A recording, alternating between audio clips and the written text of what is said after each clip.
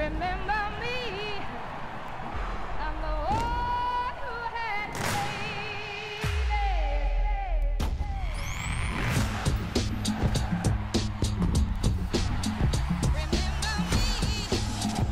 I'm the one who had to Remember me.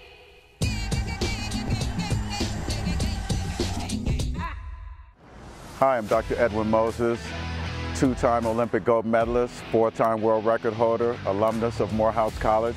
We're here at the Edwin C. Moses track to watch the Edwin Moses legends meet. Enjoy the action.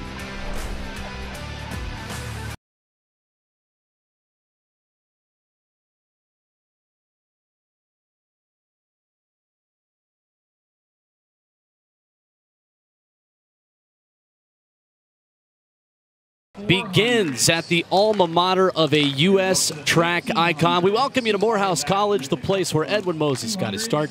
This is the Edwin Moses Legends Meet. Alongside two-time world champ Trey Hardy, a voice you will hear quite a bit throughout this summer, including in Paris. Serenity Douglas is down in the field. I'm Will Boling. We have got 16 races tonight in a meet named after Edwin Moses. Of course, we've got some elite 400-meter hurdle races, including world record holder Sydney McLaughlin Lavroni. Trey, this is going to be a lot of fun. It really is, Will. We're at the point of the season where it is put up or shut up time. Athletes going after standards, athletes going after the times they will need to make it into some of these year-end finals and championships. We've got the Olympic trials coming up very, very soon, and I just can't wait to see these guys tee it up. Weather is great out here in Atlanta, and the fields that we have are of the highest quality fields, in this being the very first professional track meet at an HBCU, Morehouse College. Can't think of a better place to have it. Beautiful setting at the Edwin C. Moses track. There you see the field, this new surface, and just a moment ago, the boys' high school 400 took place. And we have got some incredible times for some high school runners who just took the track. There in the middle, lane number 5 in the Army green, Westlake High School junior Sidi Najai coming in at U.S. number 3 at 400 meters, 45:37, and he got out quickly. Right here, just looks so smooth and so relaxed. A man running amongst boys, as it would seem, but he's still got a year left in high school. He's only a junior, Will. And he looks so smooth around that curve. The field behind him, Jaden Robinson, Ricky Williams, senior from Camden County High School, ranked 15th in the United States this season at the high school ranks. But Sidi Najai made a very difficult race look very easy, powering across the final 50 meters. He coasts home with a win in our opening event here, the boys' high school 400 meters. Sidi Najai, the junior at Westlake High School. Remember that name and that face, because I believe you're going to be hearing the name and seeing that face quite a bit for years to come. 45:67, just 3/10 off of his best at 45:37 this year. And downstairs, we say hello to Serenity Douglas, who is sitting with a very tired but well-accomplished Sidi Najai. When you run as fast as 45.6, we have to sit. But talk to me about your race strategy coming into this race.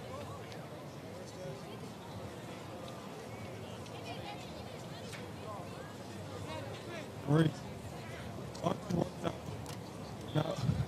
was the strategy.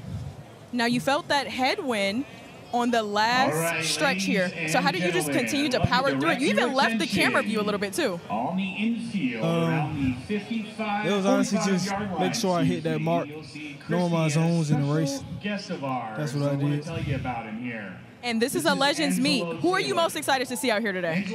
Definitely Sydney McLaughlin. I know. As an NCAA champion, Thank you, Ron. 400-meter hurdles. All right, congratulations, Steve. Back to you, Will.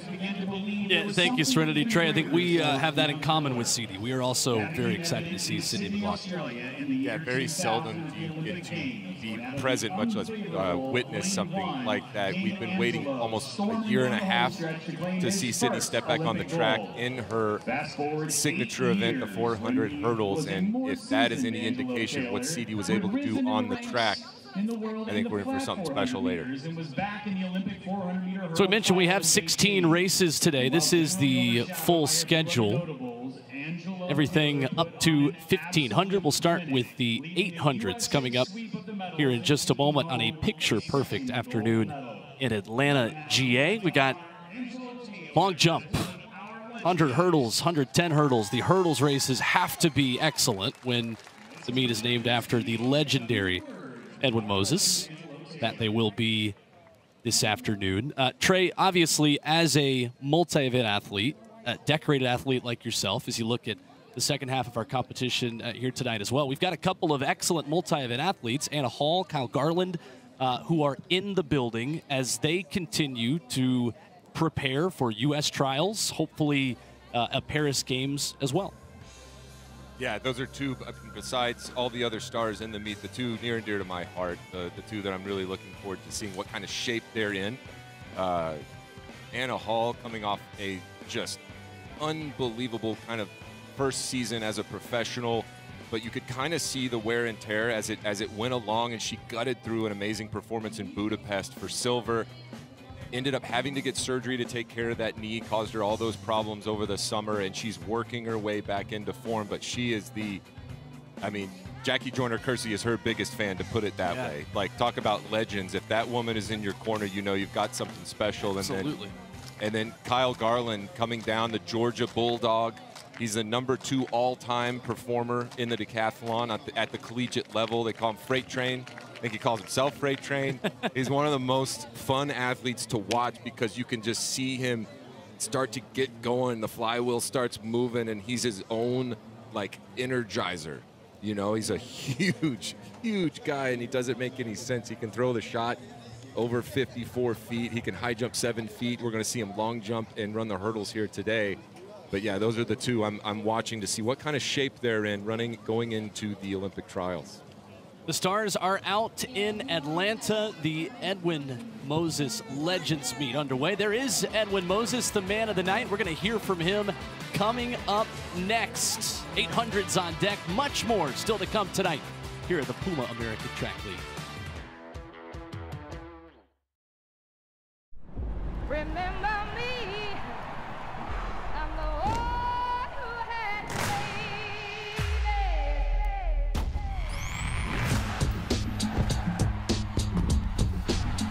Remember me, I'm the one who had the baby.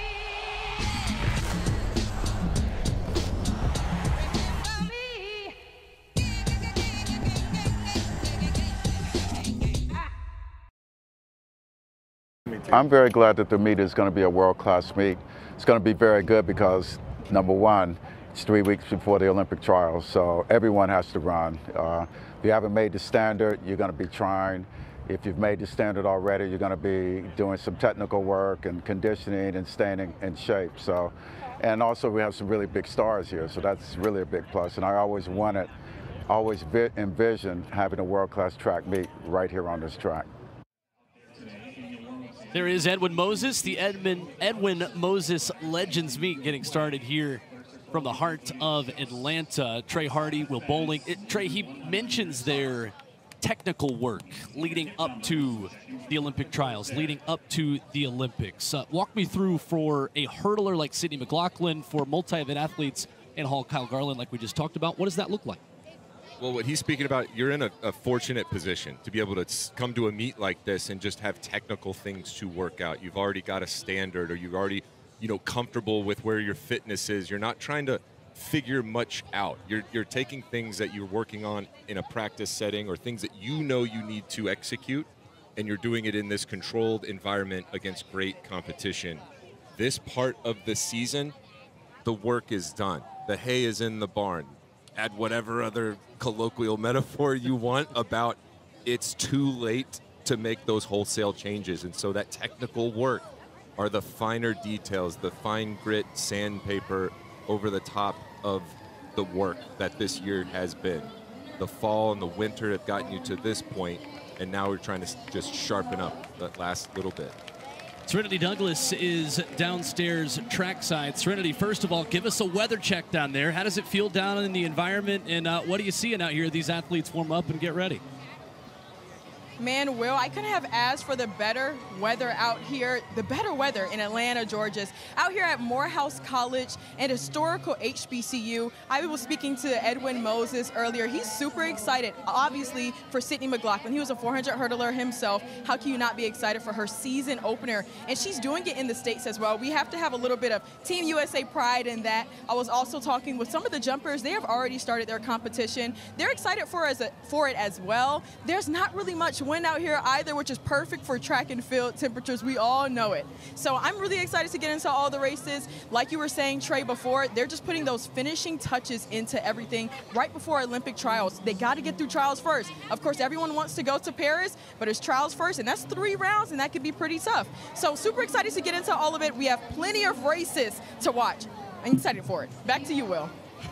All right, thank you, Serenity. I am surrounded by Texas Longhorns tonight. That is certain between Serenity and Utrecht. We don't have to get into that right now, but the real UT is okay, very present. Very present. If you had the over-under at 457 of the first time that was brought up, please collect your winnings at the pay window. This is Isaac Grimes, who is jumper number 7 out of our 7 men in the men's long jump. Personal best for him of 8:35.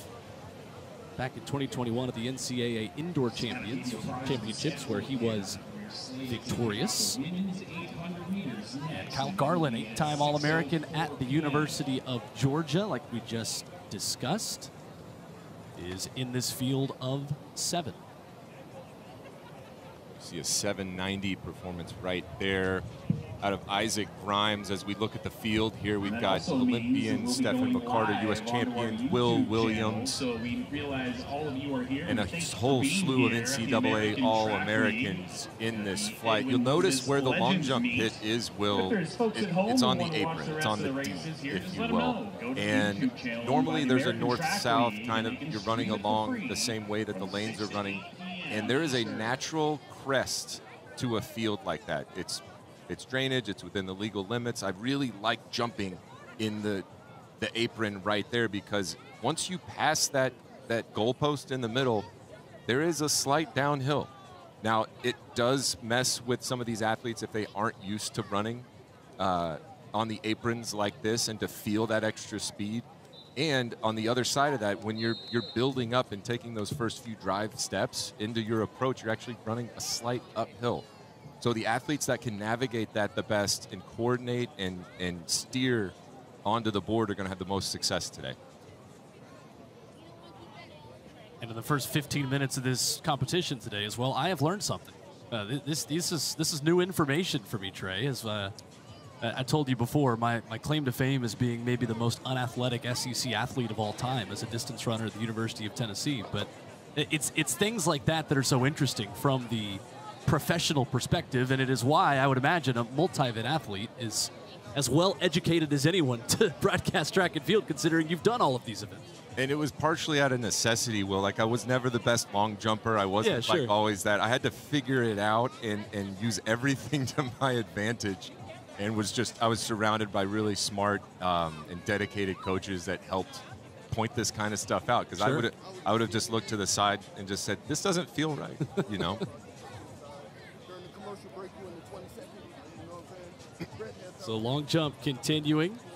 Continue to update you on that as we can. And our first event on the track coming up here in just about 4 minutes, the women's 800. We have got 13 athletes. We've got a pacer in Jada Griffin, who is tasked with taking them through at 57 seconds through the opening quarter. And we'll be talking a lot about Olympic standards as the night continues. The Olympic standard, the women's 800, 159.3, a field that includes a couple of women who have run that time in their careers. but a field that is looking for that standard in this go-around for Paris 2024. And Ajay Wilson is in this field, 8th at the U.S. Championships last year, but the entire track and field community, I think, Trey, came together to celebrate her in 2022 as the world indoor champion, a very decorated U.S. Olympian and champion in the half mile. Yeah, I think her name pretty much became synonymous with the U.S. and the 800 meters. She made every team that was out there. She's a 12-time U.S. champion. And it's just nice to see her back on the track and competing well. And the same goes for Kate Grace. After an absence, had a child, caught COVID, had some issues with long COVID, but now is back and is racing herself back in. You know, she did an interview where she talked about tried to put a shine and put it like a positive spin on all of that. And she was able to do a lot of base work, a lot of like that sub-maximal training. And she's hoping to see some of that benefit as she tries to sharpen up for the Olympic trials. Yeah, ran that LA Grand Prix a few weeks ago. Her first race in nearly 3 years. Her son, River, now with her and her family. 7th at the 2021 Olympic trials for Tokyo. As you continue to watch long jump here, as athletes warm up on the track as well. But Kate Grace, the 35-year-old who was 2016 U.S. champ. One of those many decorated athletes that'll be in this women's 800 coming up here in just a moment. Here's DeMarcus Simpson. That former Oregon Duck standout.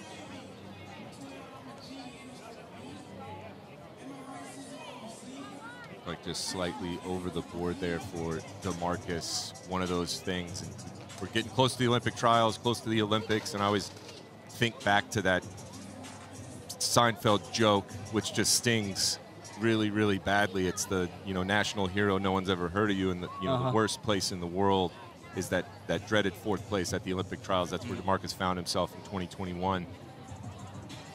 It's something that without question fuels the next several years of your life and your dedication and the work that you put in.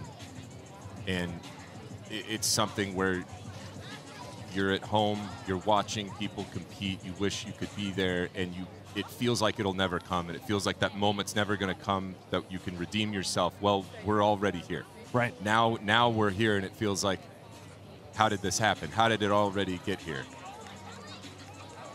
Isaac Grimes, 5th at those 2021 Olympic trials, All-American at Florida State.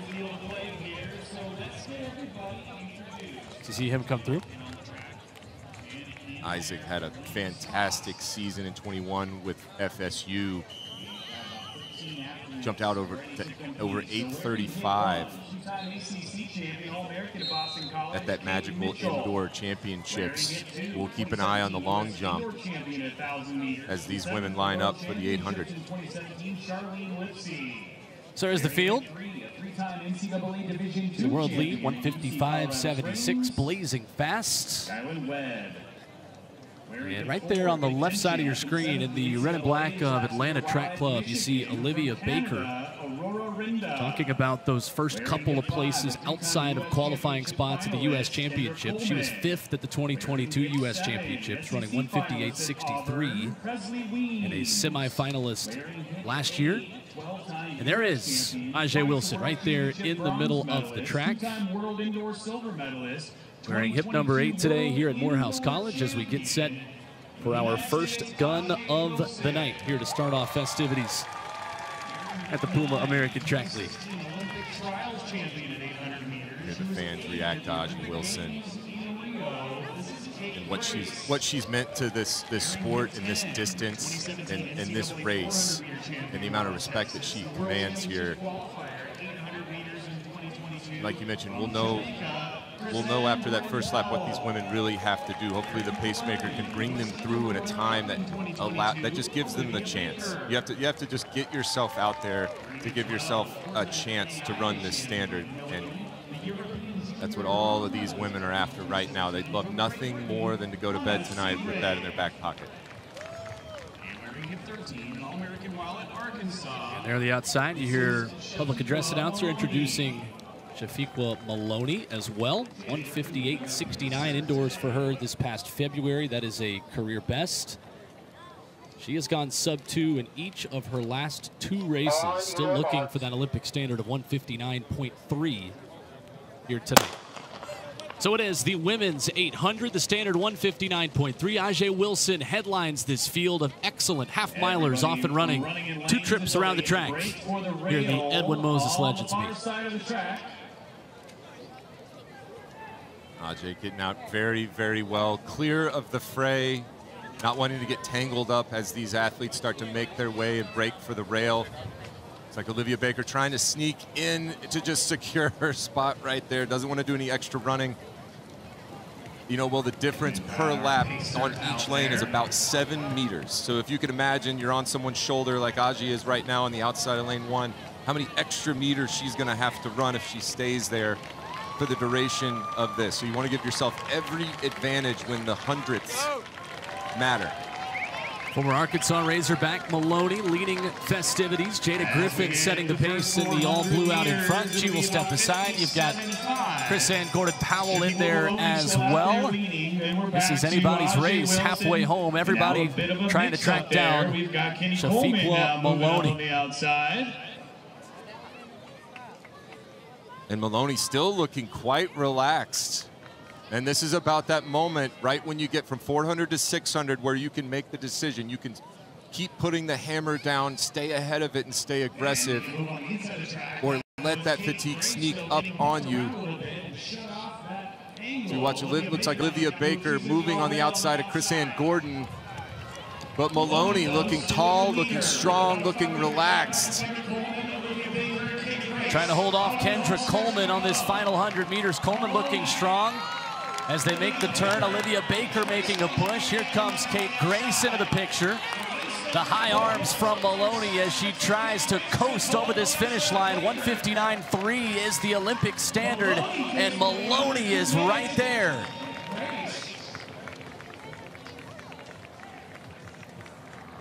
$159.31 for Maloney. 100th off of the Olympic standard.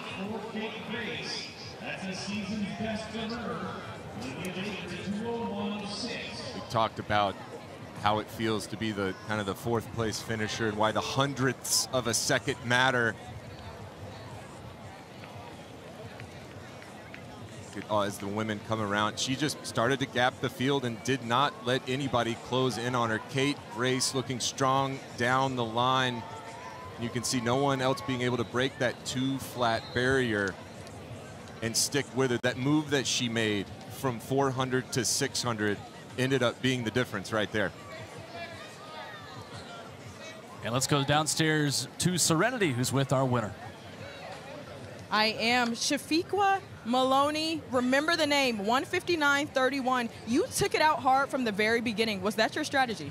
Yeah, coach told me 57 to the first 4, so I know I had to get out and set up the pace, and told me when I get to 4 to work the 5, and then 127 to the 6 and finish, come home, so that's what I did. And you've been on fire this season. You set a St. Vincent national record indoors just in February. Talk to me about some of your goals just coming into this meet. I didn't have a good meet at LA, so for this meet I wanted to focus and be a little bit more dialed in and do what coach told me to do and see what happens. So he told me what to do. I came out here and I did that, and I'm okay. I wasn't expecting the time, but you know, I got faster and it's a work in progress, so I'm gonna keep out here working. You did that. Congratulations. Thank you very much. Well, thank you, Serenity. Results from our women's 800. Wrap it up as we get ready for the men's 800 on deck. And just wrapping a bow on the women's 800, Trey. It's so great to see Kate Grace back out there, like you mentioned. And a nice finish for her in 2nd place. I think a lot of people certainly rooting for her, and for good reason, in her return to track and field this summer. It really is, and I think every race back, she learns a bit more about herself. When you come back from those 2 things, not just having the complications along COVID, but becoming a mom, having this new world that you live in with new responsibilities every race back, learning something new about yourself and proving that you can do everything that you could do before that wonderful experience. So that is where we are, right in the heart of downtown Atlanta here at the Edwin Moses Legends Meet. The men's 800 is on deck, an Olympic standard in this event of 144.7. And we have got one man who has run that. Vasky Anderson of Jamaica, national record holder of 144.7. He's run 145.29 this year. Ran his personal best last July in D.C. after a second-place finish at the Jamaican Championships, the 2022 Jamaican champion at 24 years of age, who has run 145, just a bit over that this season. He'll be there in lane number 3, as you see the outside of this field introduce. Another national record holder, Alex Amankwa, the Ghana record holder of 145.1. Amel Prince there, as well as you take a look at this field and get ready for 2 more laps here in Atlanta. It looked like the wind has calmed down just ever so slightly as the sun gets low here. But this track is bouncy. This track looks fast. And I think, we're going to say it ad nauseum, everyone's on a mission. Men's 800 off and running, Olympic standard 144.7. Shane Strike Like the women, in the Atlanta Track Club red and black. Could call this home turf for him. The U.S.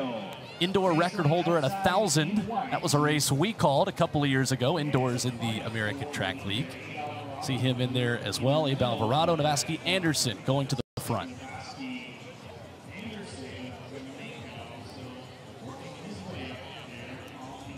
Pacemaker taking him very strong. You can always tell how fast it's going by how strung out they are. It looks like they're bunching up a little bit now. We're about 5 athletes wide heading into this final lap. Someone's got to make a move and step on the gas and see who can be the first to 600 if they want to crack this standard. So Vasky Anderson of Jamaica continues to lead Jesus Tanacho Lopez, the national record holder of Mexico, who's run 145.14 this season. Ran that in Marietta, just up the road in the American Track League. And he will go to the outside. The long strides of Tanacho Lopez and Anderson seemingly in sync with 200 left and still a lot of time. There's Kwamel Prince, the former TSU Tiger, who's made his way to the outside. You got Sam Ellis, the 25-year-old 2023 Pac-12 champion at Washington. He's making a big push. This is still anybody's race in this field. If you laced up your spikes, you get in this men's 800, and Jesus Tanacho Lopez looked like he's going to hold on. Had enough gas left in the tank on the final 100. And he will take the win, 145.79. Just off of his season's best.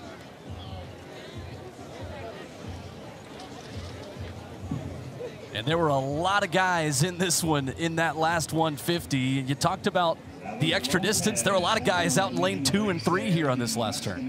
Yeah, I think looking back, there's going to be a couple of things you would discuss with your coach, but I mean, with 200 to go, everyone had a shot. Everyone made a move. Everyone made a surge. Everyone had something to give here.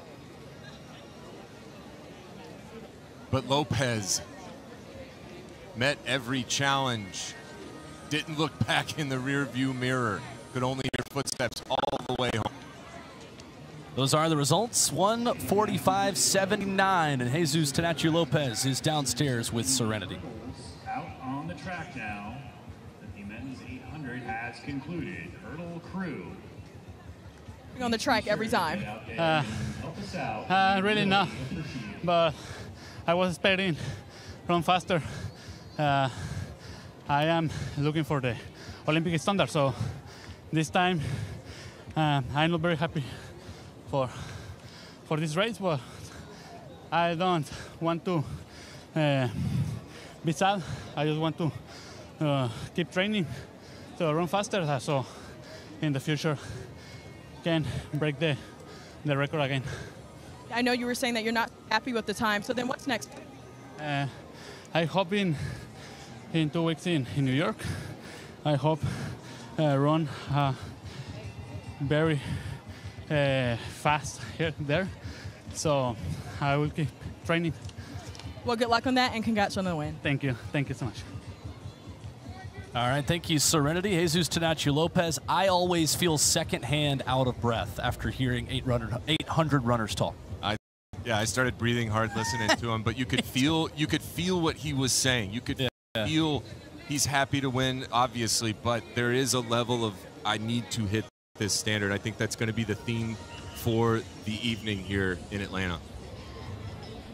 Take a quick break and get you back for some high hurdles coming up in a few minutes. Tell you about some long jumpers, ton to come from Atlanta.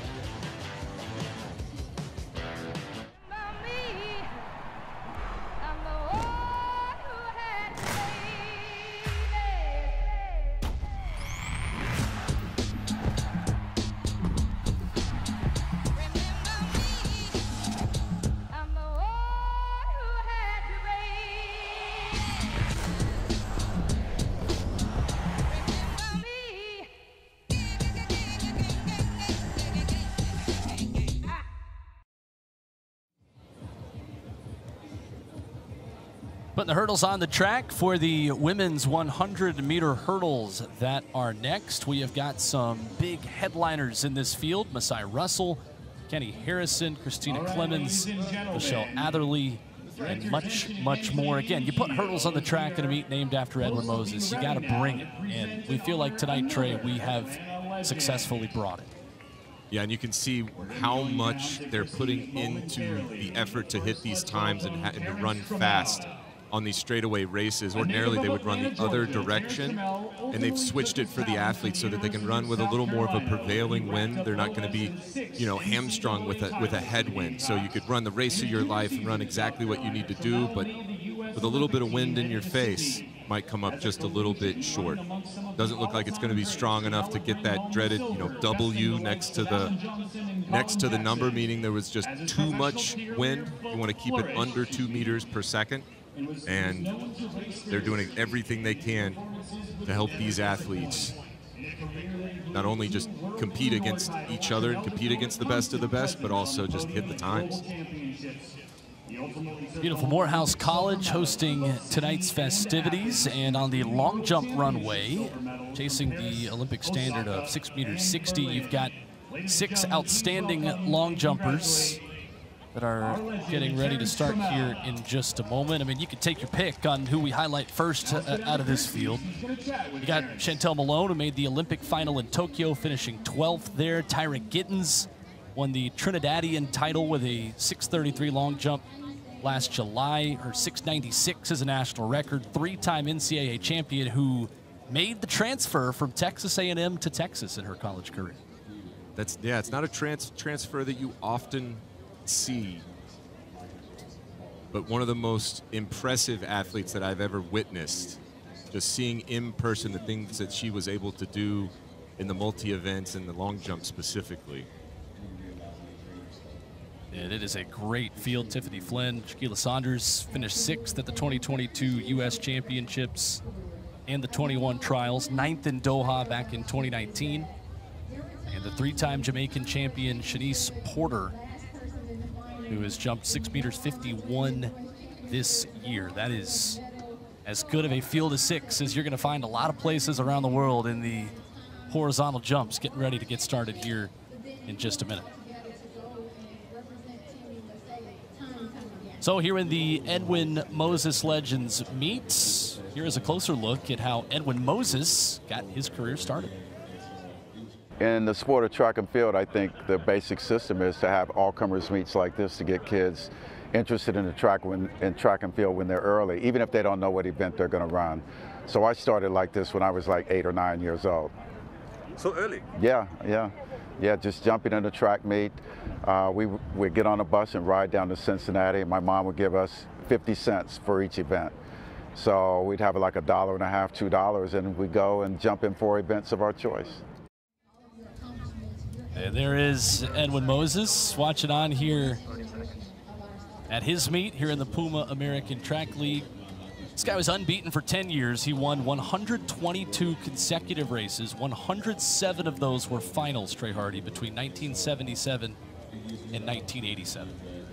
Yeah, and I don't think I'm going out on a limb to say he would have been a 3-time Olympic gold medalist had the U.S. not boycotted the games in 1980. But as dominant of a performer and an athlete in any sport, any event. You're absolutely right. In a world where the term GOAT is maybe used too much, I think it applies with Edwin Moses in a lot of ways. Very much so. There's a lot of many a debate in our circles about if Edwin were in his prime today, what would happen in this event. The 400 hurdles just is one of the hottest events in track and field right now. As we look at the start list for the short hurdles, but we'll get back to this conversation. We can have that debate. We absolutely later can. This meet if we want to. Women's 100-meter hurdles, Paula Vasquez on the inside, 4-time Puerto Rican champion who ran a personal best this season back on April the 20th. And then a bunch of runners who already have that Olympic standard of 12.77 in this field. That is Kenny Harrison, number 2 all-time, 12.20 in 2016. Tokyo silver medalist, 2023 world bronze at Budapest, a 5-time U.S. champion, most recently in 2022. This year, she has run a 100. She has run a 4x100. This is her first 100-meter hurdles event since the 2023 pre-classic. She ran 12:44 for 3rd there on that day. If you can remember, in 2016, Kenny Harrison coming off a fantastic season, #1 in the U.S., gets to the finals, does not make the U.S. Olympic team, yet shortly after the Olympic Games sets the then world record. Just focused, determined, great competitor. So there is the field, 4 open. Runners with the standard: Michelle Atherley, Masai Russell, Kenny Harrison, Christina Clemens, and Tamisha Roswell.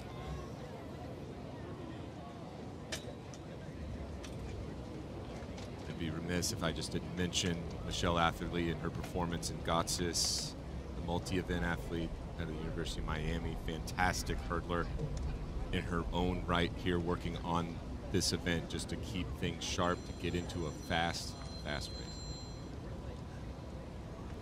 Set.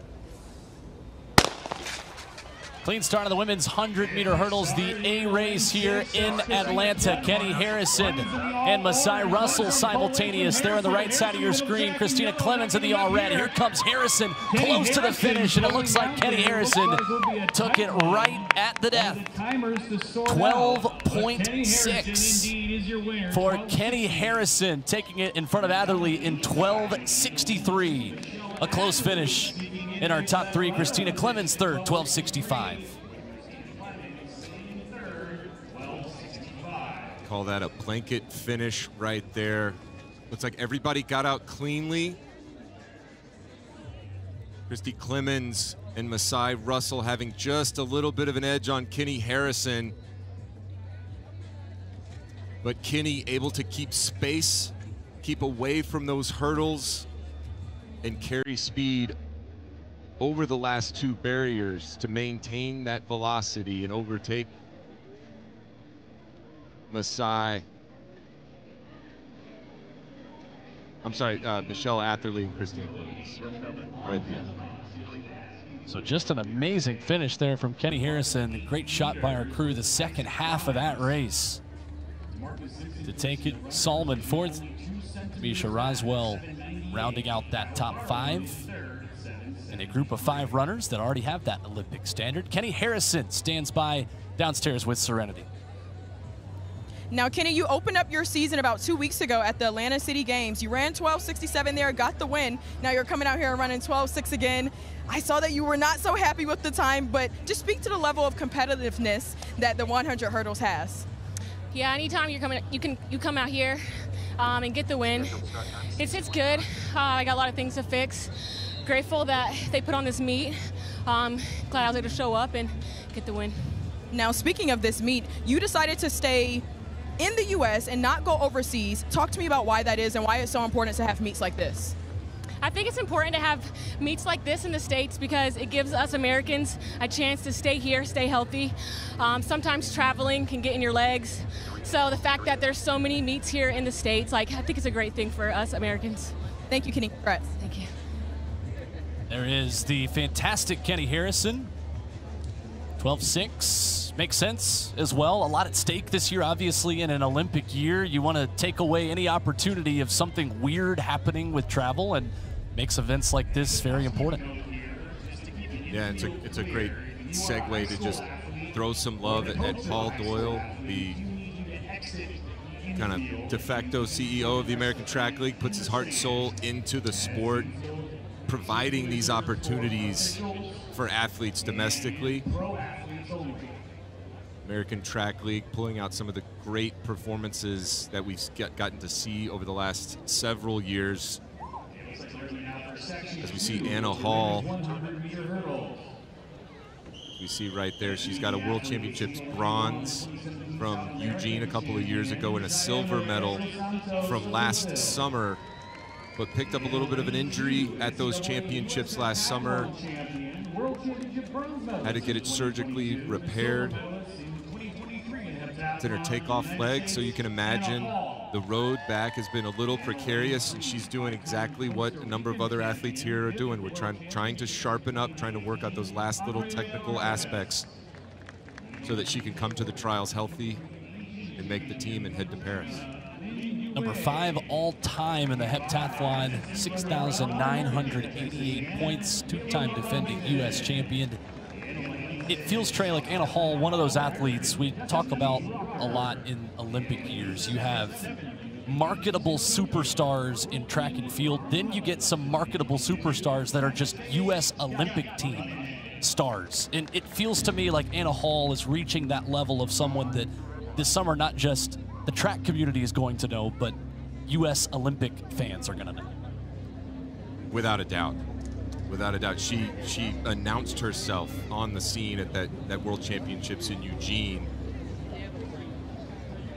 and set herself up beautifully for this summer. She's going to be a name and a face that the American public will become quite familiar with, I'm sure.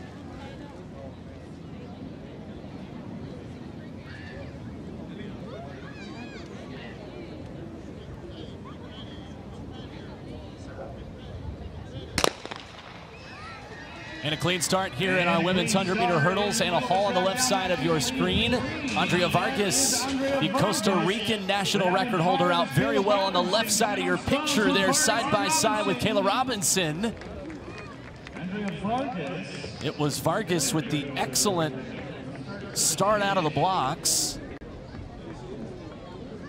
And she'll take it, 12.97 for the 28-year-old in front of Destiny Rocker's second in 13.0.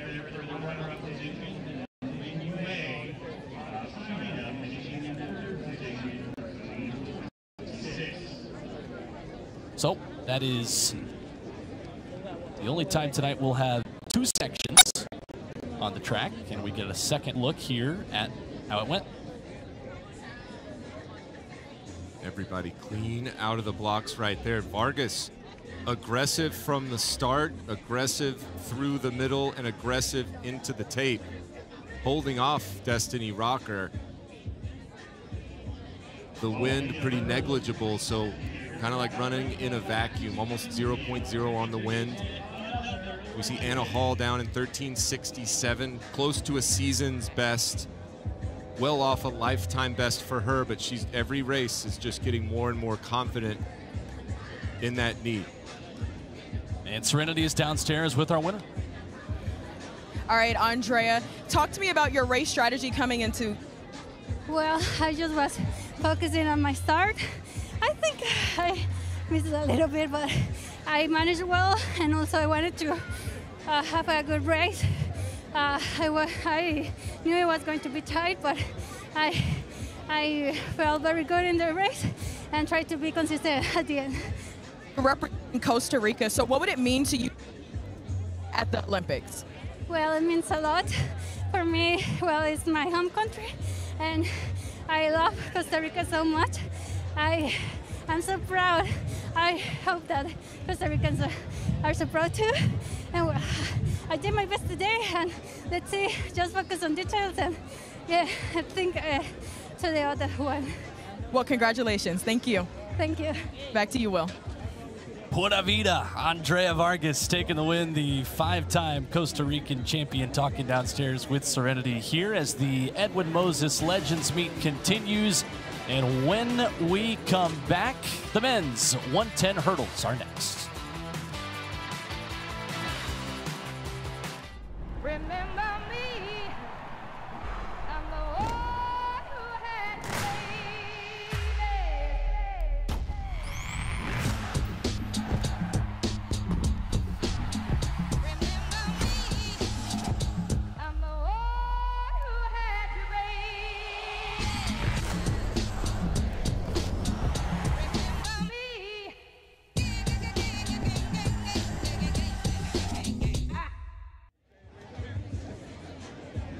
Back with you here at Morehouse College, the Edwin Moses Legends Meet. First attempt on a long jump for Tyra Gittens. Really great lift off the board there. Nice, smooth, fair jump.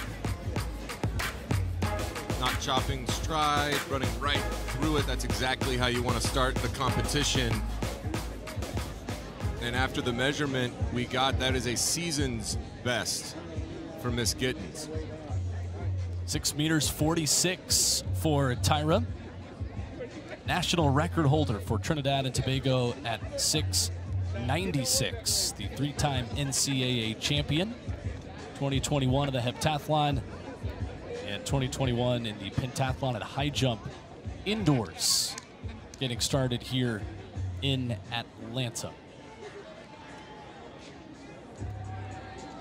Just a fabulous day for a track meet. It's one of those things that you can see the stands are packed. Some of the best athletes in the country stepping up, and Kenny made a great point.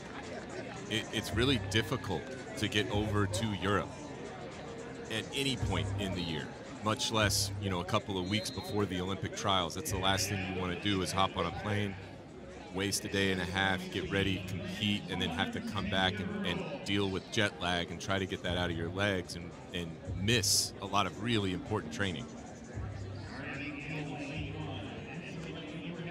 That is the start list for the men's 110 hurdles. That is up next.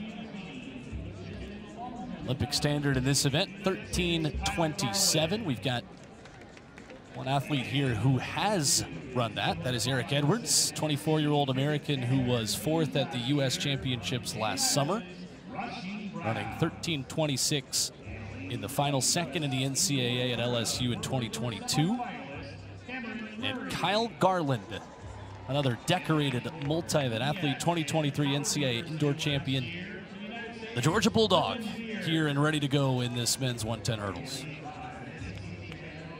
can see that focus in freight train right there. He's got a cracking personal best in this event in the 110 hurdles, worth a ton of points. It's the first event for Kyle on day 2 of the decathlon, and so it's not often that you get to run one of these quote-unquote fresh.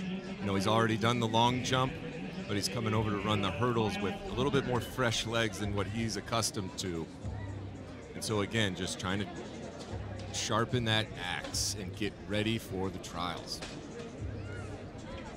When you talk about meets like this too in Olympic seasons, how much are you approaching a competition like this differently? Whereas if this was Puma American Track League getting started on May 31st, 2023, what is the mindset on May 31st, 2024? How different do you allow yourself to treat a meet like this in an Olympic year?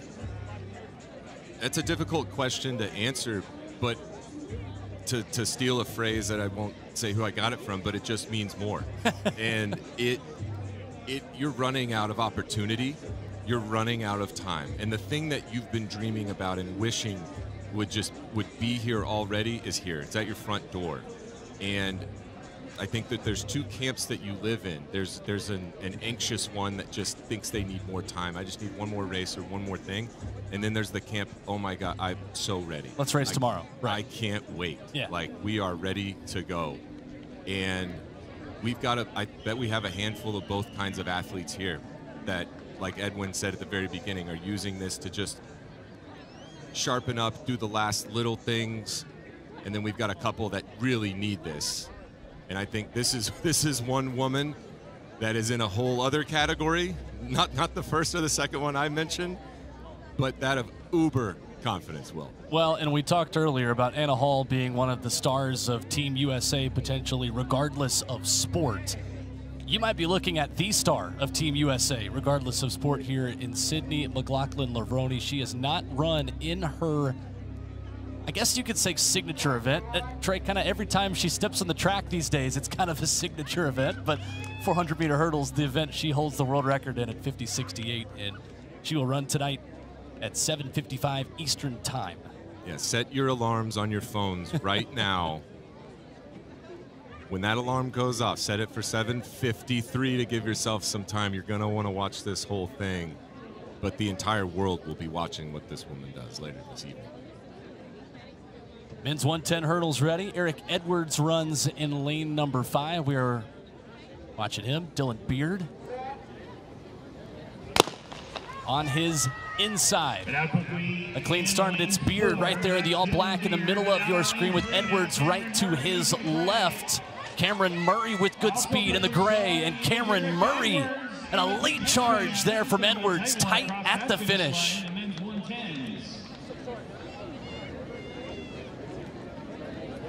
Blanket finish in both high hurdles races for the women, and now for the men. We continue to wait. This one as close as it gets, I believe, right here, Trey Hardy. Last 3 hurdles for these gentlemen, not the cleanest. It's where you can just get a little bit tight at the end of the race, and that one little click of a hurdle can break the momentum. As Eric Edwards runs a clean last 3 hurdles, carries all that speed into the line,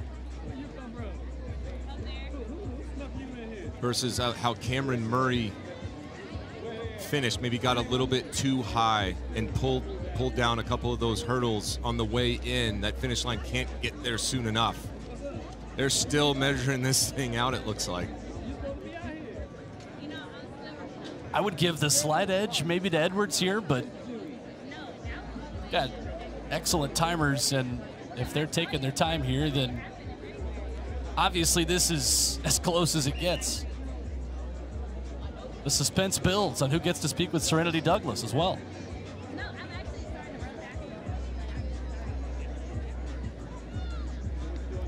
And still we wait. I think, though, the athletes are seeing what we're seeing. It's just still 0-0-0 on the clock.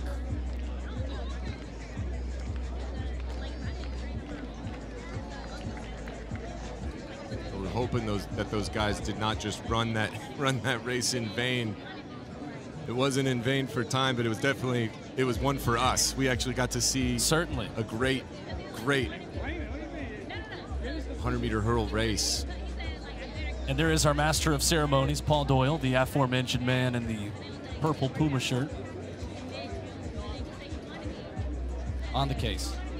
I was fortunate enough to have Paul as my agent, so maybe this is just a little bit biased, but the things he was able to do for me, just on a personal level and like a mentorship level, and then on an opportunity level, the same thing he's doing for all these gentlemen in this race, providing this opportunity and the setting and the scene to be able to get this kind of race in. And it's not just a race. This is training. This is something that pulls things out of you you cannot duplicate in a practice setting. The adrenaline, the crowd, everything.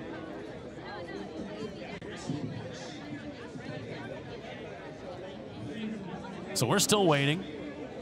And I promise you, the second we've got an answer or a time to tell you about, we will give it to you.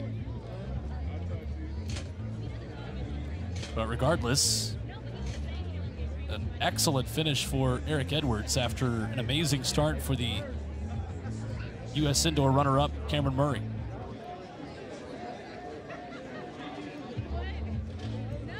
What a beautiful scene right there. Never get tired of that shot. Historic. Morehouse College. With the backdrop of the Mercedes-Benz facility in downtown Atlanta. And there are the two men who are at the center of this story right now. And but next we've got a men's 100 that is scheduled to begin any minute. And I imagine decisions that are being made in real time down there at Morehouse College.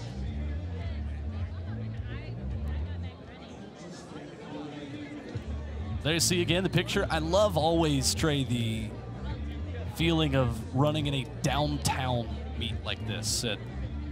Growing up in Nashville, got the chance to run a lot at Vanderbilt University right there in the middle of downtown Nashville. There was something different about just the feel of you're in a big city, you're not on the outskirts. A lot of nice picturesque college campuses, high schools that are fun, but the feeling of being right in the center of everything as well. Morehouse College, we are right in the center of the city of Atlanta. Bringing track to the people. That's right. Bringing track to the people right here. Something I did not know, just a fun fact, that Morehouse College started as a seminary. Yeah. Back in 1867. It didn't become Morehouse College until 1913.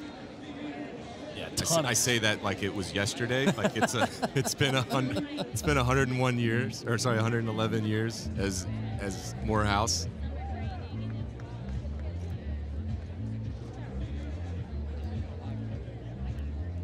And downstairs, Serenity Douglas is working hard, continuing to talk to everybody, warming up, having just competed. And Kyle Garland just got done on the hurdles. Serenity downstairs with Kyle.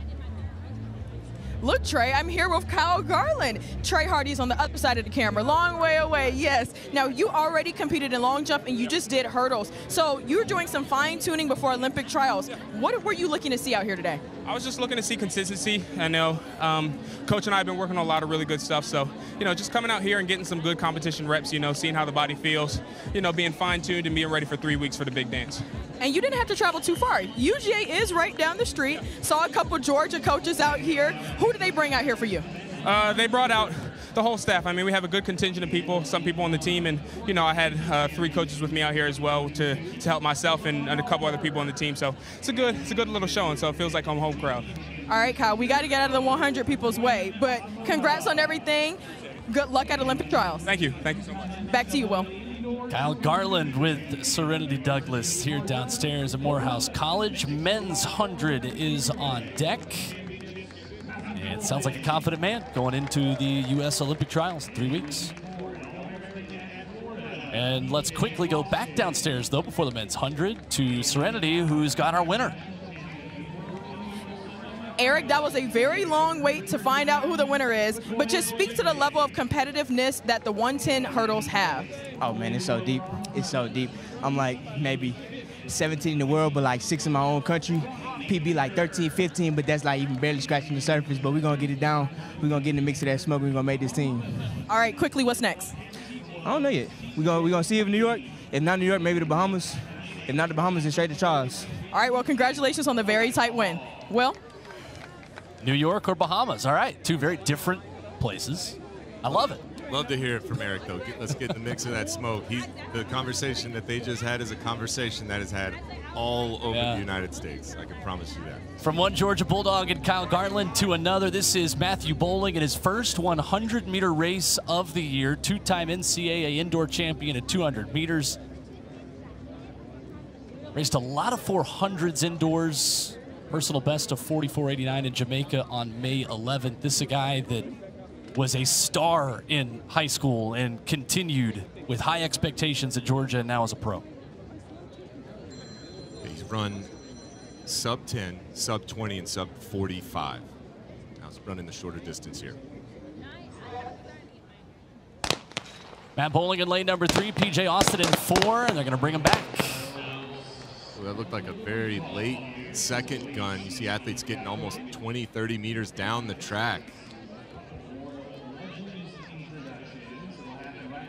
We'll wait to see what that was, if it was, you know, crowd noise, if it was blatant. I didn't really see anything with my naked eye right there.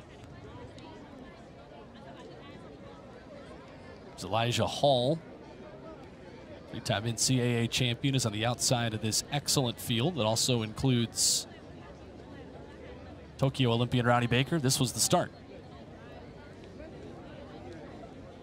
It did look like lane 8 right there. Elijah Hall with a little flinch on his back leg as we see the referee keep walking, having a conversation with Mr. Hall. We'll get these fellows set in the blocks here. Beginning lane 1 from Jamaica, Dylan Walker. It's a part of the sport. It's something you don't think about. You're practicing. You always have a great start when you're in practice.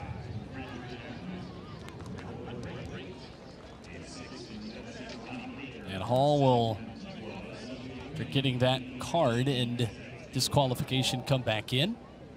And you are allowed to run under protest. So he can come in, run under protest. They'll take another look at it and remove him from the standings if it is deemed that he did false start in an effort to keep things on time, keep the meet moving forward. Start to see this a little more often these days. Like, okay, sure, go run under protest, and then we'll settle this after the race. So Hall will stay in lane number 8.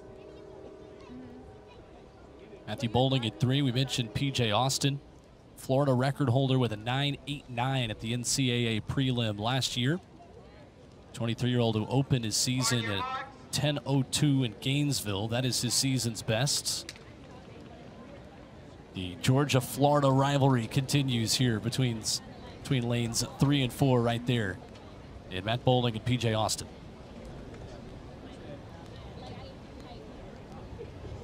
The men's 60 indoors was hot. It was really fast, but outdoors we've yet to see that breakthrough, that slew of, you know, 9.9s and 9.8s that we're used to. Hopefully this gets us going. Clean start this time for Matt Boling. For the rest of this crew here in the men's 100, it's Austin who's got a step on his rival to the right. Austin starting to surge middle of the race, and PJ Austin will take it. 10.03. Just a tick off of his season's best. Ronnie Baker was second in 10.15. Jelani Walker rounding out the top 3. Great middle of the race right there for PJ Austin. Into a negative 0.9 headwind. So all things considered, a fantastic run. He's got to be pretty happy with the result right there. Everybody out. Well, you see Boling just kind of falling out of the back, just did not get that projection and extension, but as soon as PJ hit the middle of that Morehouse logo, he was gone.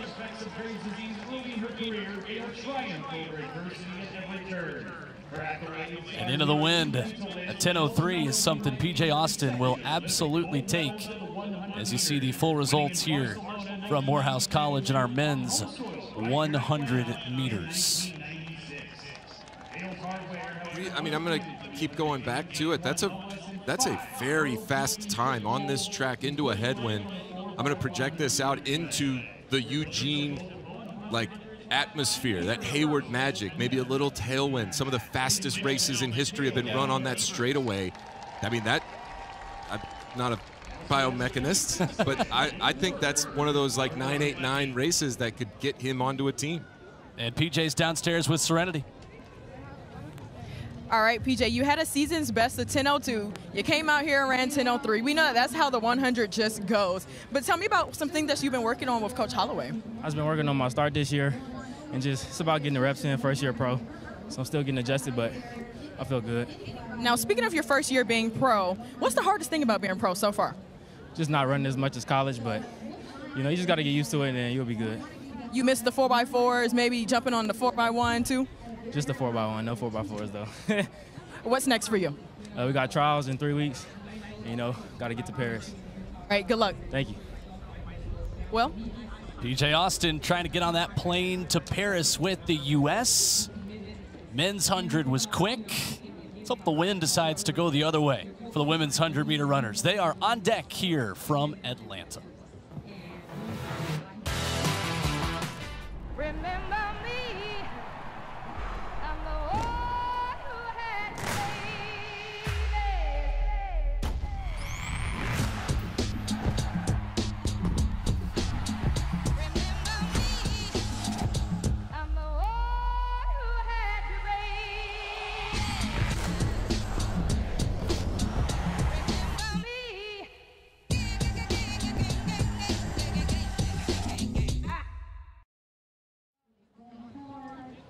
Women's 100-meter runners are on deck here from Morehouse College. The Edwin Moses Legends meet continues with two-time world champion Trey Hardy. I'm Will Boling. Serenity Douglas down there in the heat downstairs.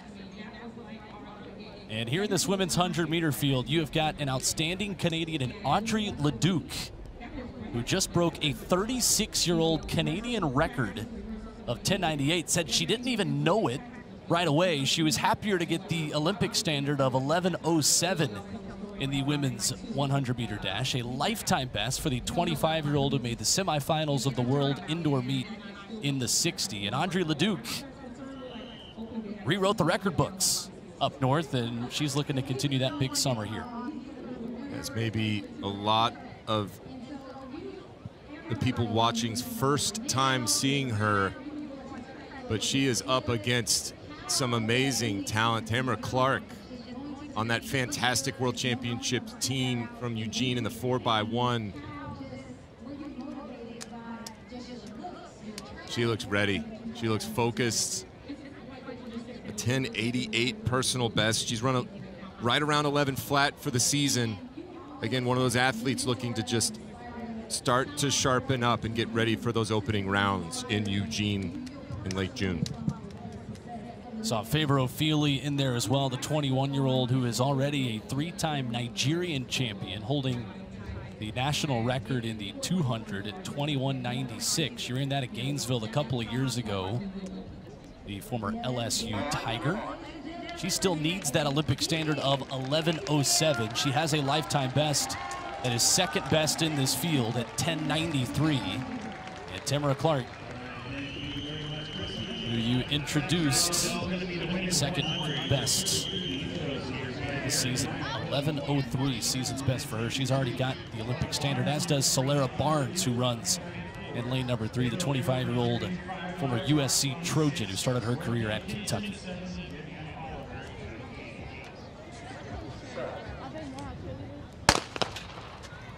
Clean start. And Clark is out well there on the right side of your screen. Solera Barnes in lane 3 with a slight edge. It's Barnes, it's Clark, and it's Clark at the line. Tamara Clark, 11:04. And Solera Barnes at 11:08 right behind her. Javianne Oliver rounding out the top 3 at 11:14. Roll Tide, Will. Nice win right there against a very, very talented field by Tamara Clark. And no matter what the time is, it always feels good to have somebody coming up, hey, we'd like to speak to the winner, as Tamara goes and finds Serenity. Tamara Clark, 11:04. She'd already gotten that standard. And the pride of the Crimson Tide takes the win in this loaded field in the women's 100-meter dash. And a great finish there, the race that she controlled. Barnes second, as you see the full results. Leduc fourth in 11:17. as she continues now and has the pressure of being introduced as the Canadian record holder every time she takes the track. Serenity is downstairs with our winner. All right, tell me, for starters, what was your race strategy coming into today? Just get out and try to hold it. And then when I get to the 60, just power through and just maintain, don't panic, you feel anybody, and just run through the line. It was such a tight race here, and this speaks to the level of competitiveness that the USA women have in this 100. So even speaking on relays, speaking on making a mark at the Olympic trials, talk to me about how you're going to make sure your name is known. Just running fast, that's the best thing, because USA got one of the best runners, so you have to outshine everybody else. So yeah. Now tell me about what's next. Next is New York and then Charles. All right, good luck. Congratulations. Thank you. Well. Thank you, Serenity. Tamara Clark, the winner in the women's 100. Elsewhere in our competition here tonight is this lovely track, Edwin C. Moses track at the Edwin Moses.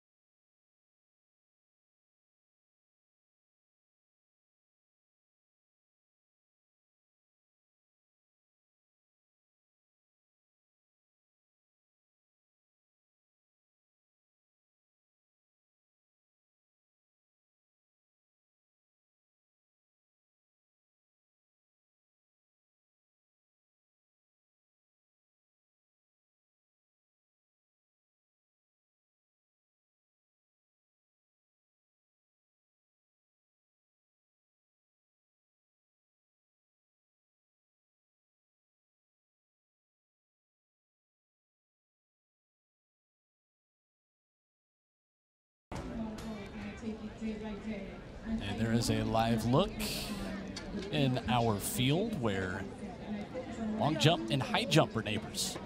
And that high jump competition just getting underway as well.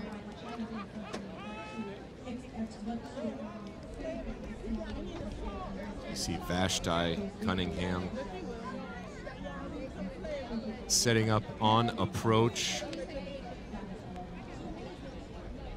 World indoor champion, bronze medalist from the World Championships in Doha in 2019. She watches that video with her father. Randall Cunningham's been her coach for her entire career. Great athlete in his own right. Fantastic football player in the NFL, quarterback. Decent guy at that. May have heard of him. Familiar with his work. And you see there the bar will start at 1.65 m, go up to 170 from there, 175, and then 3 centimeters each time. As those ladies in a field of 8 will chase the Olympic standard of 1.87 m. And this is a live look at Tyra Gittens in the women's long jump. And this is the final round of jumps.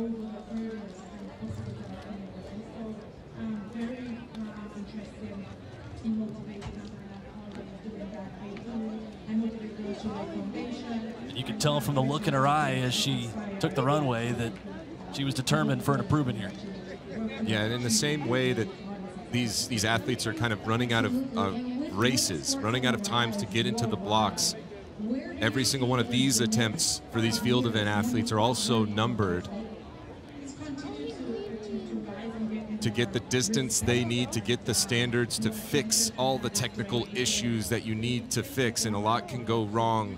It wasn't an improvement. The run looked really strong. You can see the frustration. And again, in the Olympic year, it's not just any kind of frustration. There's a special version of that that comes around every 4 years. 6.29 m there for Tyra Gittens, who had jumped 6.44 earlier in the competition.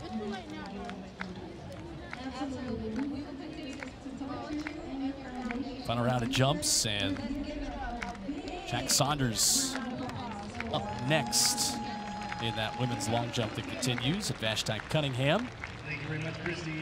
Talking with coach and dad. Getting ready for the high jump. Watching that replay of the video, trying to dial everything in on the approach, the depth of the curve that she's running so that she can get that apex right over the bar. We'll see how she looks later as the bar gets a little higher. Up next on the track, it is the women's 400 meters. And right in the middle of the track here, Talitha Diggs, the very talented American, a 2022 world champion with the U.S. 4x4, U.S. champion in 2022 at 400 meters, two-time NCAA champion. The talented Florida Gator will be right in the middle of the track here in Atlanta. Yeah, she came out of that NCAA season at Florida on absolute fire and took the U.S. women's 400 from gun to tape in that really just kind of coming out party, that magical weekend that she put it on everybody, and is now U.S. runner-up in 2022, Kendall trying to live up to those same times and expectations, trying to secure the spot on the Olympic team this year, and this is a part of it. Something about the Southeastern Conference and ladies that run one lap over these last 5 years. Obviously, Sydney McLaughlin, who we will see take the track later tonight. Britton Wilson at the University of Arkansas. Talitha Diggs. That's just naming the tip of the iceberg in what is just a factory of United States Olympians at 400 meters. Absolutely. As we in the foreground, we've got the former collegiate record holder Courtney Okolo from the University of Texas. New SEC school as well. I guess, yeah, you can start to claim them as SEC now. As also Kendall Ellis. Just to her rear, also somebody that has broken that 50-second barrier. In lane 5 here, we have a world champion from 2019 in Doha, Salwa Eid Nasser.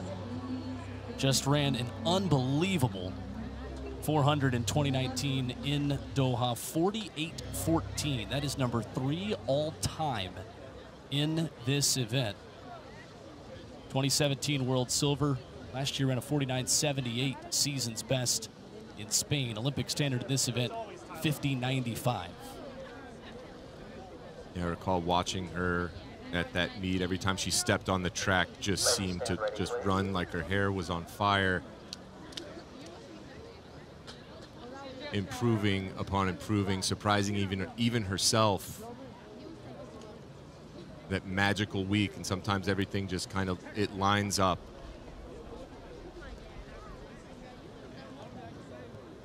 As we wait, it looks like she's the one having a little bit of issues with her blocks. Trying to get them lined up. And as another athlete sitting and waiting or watching this, you be respectful, you wait, but the whole time you're waiting.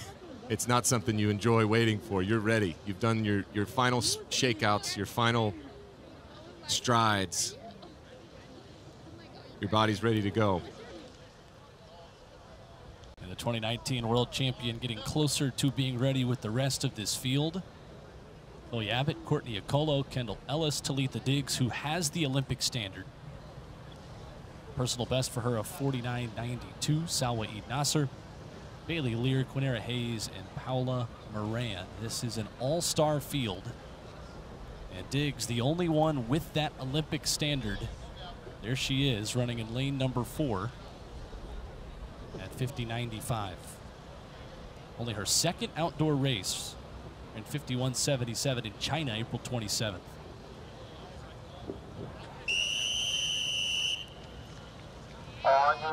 Ready to go, women's 400.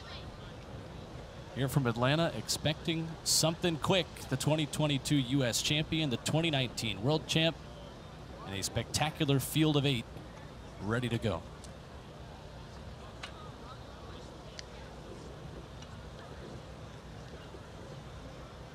The first 150 meters will be indicative of how the rest of this goes. Look for Sawa to get out very well.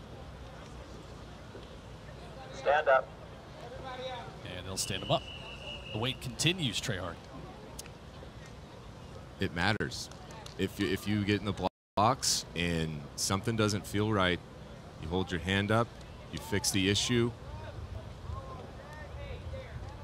This is too important not to have everything just right. On your marks. They'll put him in the blocks again. Get a close look at the 2019 world champ.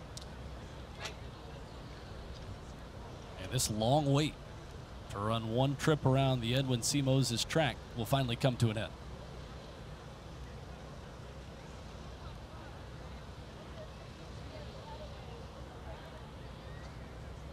Set. Clean start of the women's 400, the 2019 world champ, the 2022 U.S. champ. And Sawa Eid Nasser is out quickly, running there in the red with the blonde hair in lane number 5. Talitha Diggs trying to make up ground. There's Quinn Hayes and Paula Moran on the outside as they make this long turn at Morehouse College. And Sawa Eid Nasser has the advantage, running very strong. The 2019 world champion liking to get out quick, an aggressive start.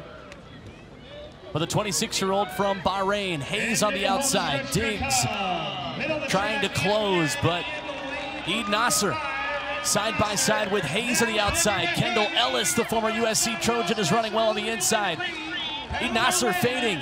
Hayes surging, Ellis on the inside, Moran is in there, but it's gonna be Quinn Hayes, the 32-year-old who is 7th at Tokyo. Taking a very entertaining women's 400, a lot of twists to that race. 50.88 is the winning time. Miss Hayes just dipping under that Olympic standard, checking the box. She ran so patiently. Great distribution of energy, didn't get out too hard, was kind of running blind a little bit. She was way out on the outside, didn't know what else was going on. She overtook Moran early in this race, didn't see Nasser until very late, but was in control. You can see on her face, just so relaxed and patient. It's Kendall Ellis coming in from the inside in lane 3, getting ever so close to that Olympic standard, but just a little bit slow for that. But Quinn Hayes, fantastic run to take down a really talented field. It takes down the Olympic standard, like you said, a 50.95, 50.88. For Quinn Hayes, another U.S. Olympic hopeful who will be looking to make it 2 straight trips on a U.S. team to the Olympic Games. Great race in the Atlanta Heat here on the last weekend in May at Morehouse College in the Puma American Track League. And we're going to hear from Quinn here in just a moment. I always feel bad for the 400 runners who have to talk intelligently to us here at home, and that's what Quinn Hayes is going to do right now with our Serenity Douglas. Quinn, now you were all the way in that outside lane, so it was really tough to see anybody else. What was your race strategy coming in, and did you execute it well today? Today was just all about executing the things I worked on in practice. So I wasn't really worried about which lane I was in. It was just about execution, and I did execute well. And you're a mommy now, so your preparation for your races are a little bit different. So tell us, how was your morning? It was great. My son is in North Carolina with my mom right now, so when I'm at a meet, I don't have to worry about anything because I know he's taken care of. And you just dipped under that Olympic standard. It's a tough one out there at the Olympic trials. Talk to me about what you're going to be doing between now and then. Just working on my race strategy, my race plan, and just staying focused and to continue what I'm doing already. All right, thank you so much. Back to you, Will. Thank you, Serenity. And a great job by Quinn Hayes sounding intelligent and forming words into sentences after sprinting a 400 and immediately being put in front of the camera. Yeah, as I like to say, all that blood is allocated to other parts. It's not, the brain is not that important at that moment. Trying to recover. It's a great way to put it. As you see where we are right here in downtown Atlanta. In the men's 400, the Olympic standard is 45.00. And we've got a group of 8 that have not yet run that time. This is Christopher Bailey of the United States, world champion on the U.S. 4x4 last summer, ran the opening heats, was 0-2 off the Olympic standard last year at USA's in the semifinal. He's .03 off of it this year with a time of 45.03. Let's just watch Quinn drop and dip under that time.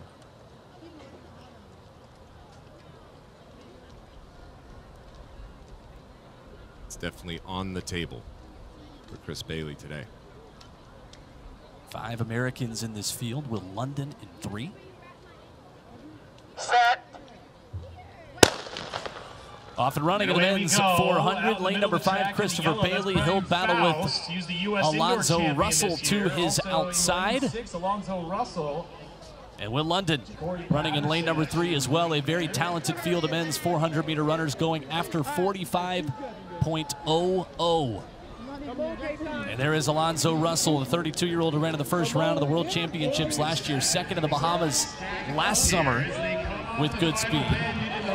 Dubem Nwachukwu of Nigeria on the inside, the Arizona State grad, but here comes Bailey into your picture, surging in front, trying to hold on through these final 50 meters. You see the focus on his face as Bailey wins the race and looks for a clock.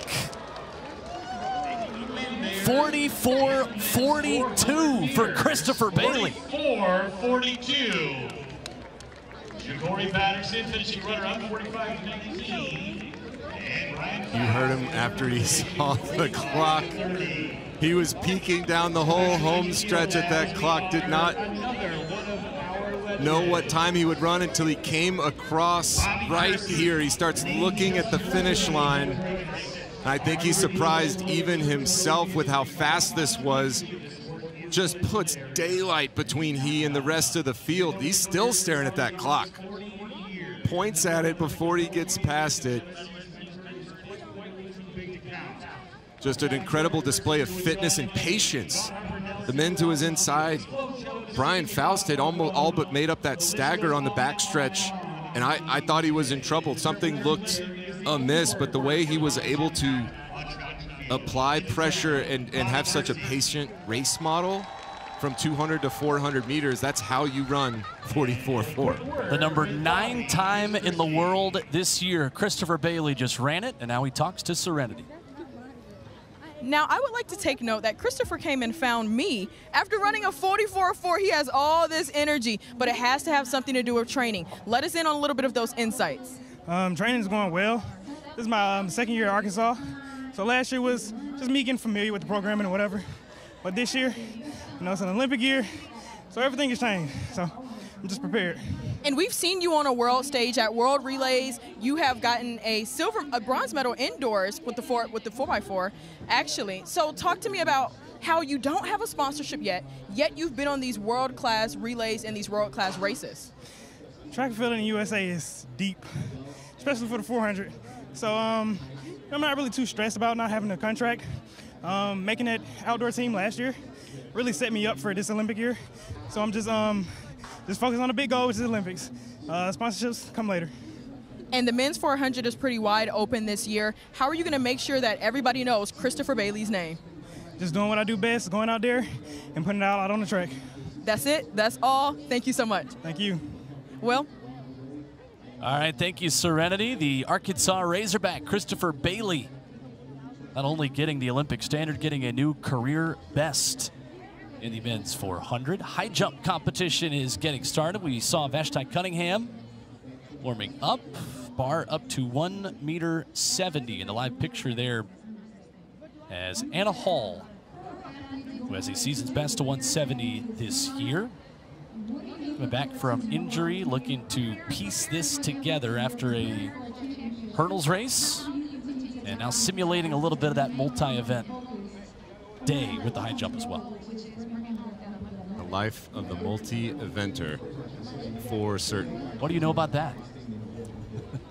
Not as much as Anna Hall knows. I was never that good, but she is just trying to get to the trials healthy and through the trials and into Paris with the confidence that she had in years past. Olympic standard in the women's high jump, 1.87 m. Anna Hall, a personal best of 192 in Europe last year. 1,500 meter runners are getting warmed up down the backstretch. We can't tell you Tiffany Flynn won the women's long jump, so we continue to update you on all of these things as they happen. And the men's 1,500 start lists is right there for you. An Olympic standard of 3:33.5. Mile conversion up to 3:50.40.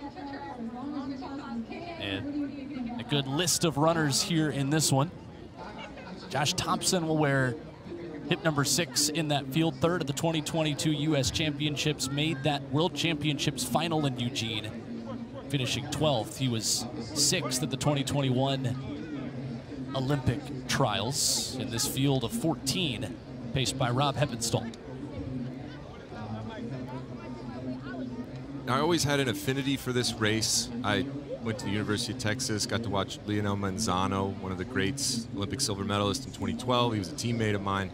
But now my affinity has grown into like a true love of the tactical nature and the speed that these athletes now possess. I think everyone wants to argue about, you know, super shoes this or like new surfaces that, but I think it's a different kind of athlete that's running the men's 1,500 now.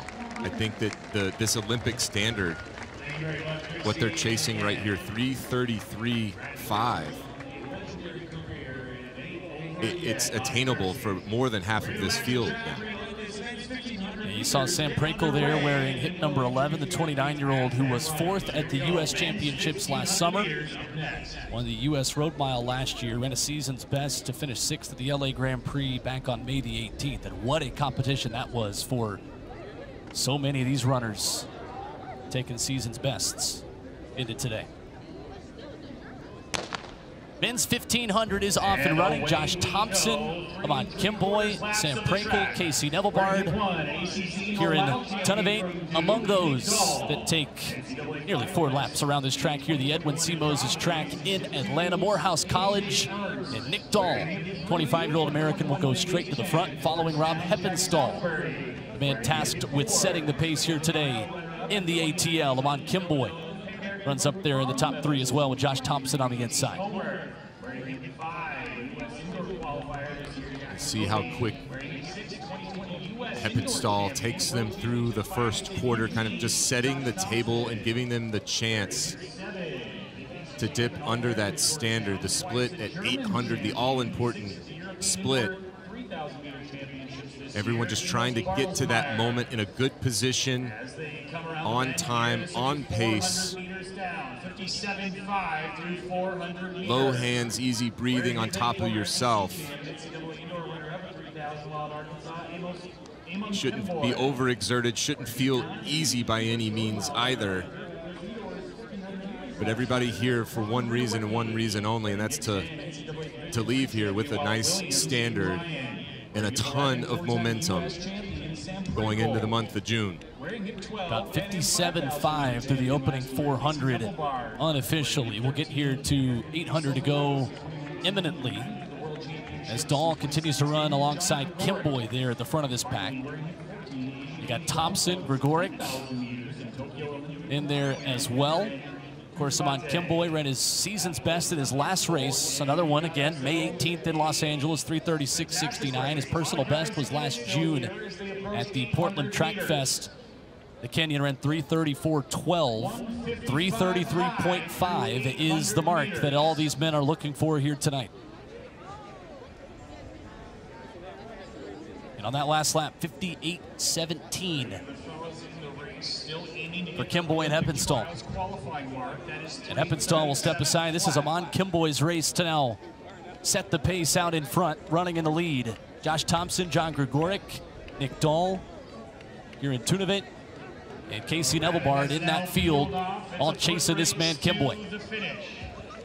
He did a good job tucking into Heppenstall, staying right in the slipstream, right in the groove as we head into the final lap. They cracked a 58 leading into that. That was another 58 right there in the middle. They'll have to drop something a little bit faster if they want to dip under 3:33, Will. Here comes Jack Salisbury, the 26-year-old, in his first outdoor 1,500 meter of the year. Ran a 3:57 mile at the Penn Relays, and Salisbury is pushing very hard here on the outside. Ton of 8. The Thailand national record holder at 3:37.41. He's making a big push. The Harvard man on the outside of Amon Kimboy, but as Sam Prakel timed his push at the perfect time. This is anybody's race. Gonna be a blanket finish in the men's 1,500. The Olympic standard, 3:33.5. They sprint for home. Who's got enough gas left in the tank? Is it Sam Prakel? Looking up at the clock, races it home. Prakel is gonna have enough speed at the end to take it. 3:35.73, closing in 55.62. John Reinowicki second. John Gregoric rounding out the top 3, closing in 56.29, running 3:35.99.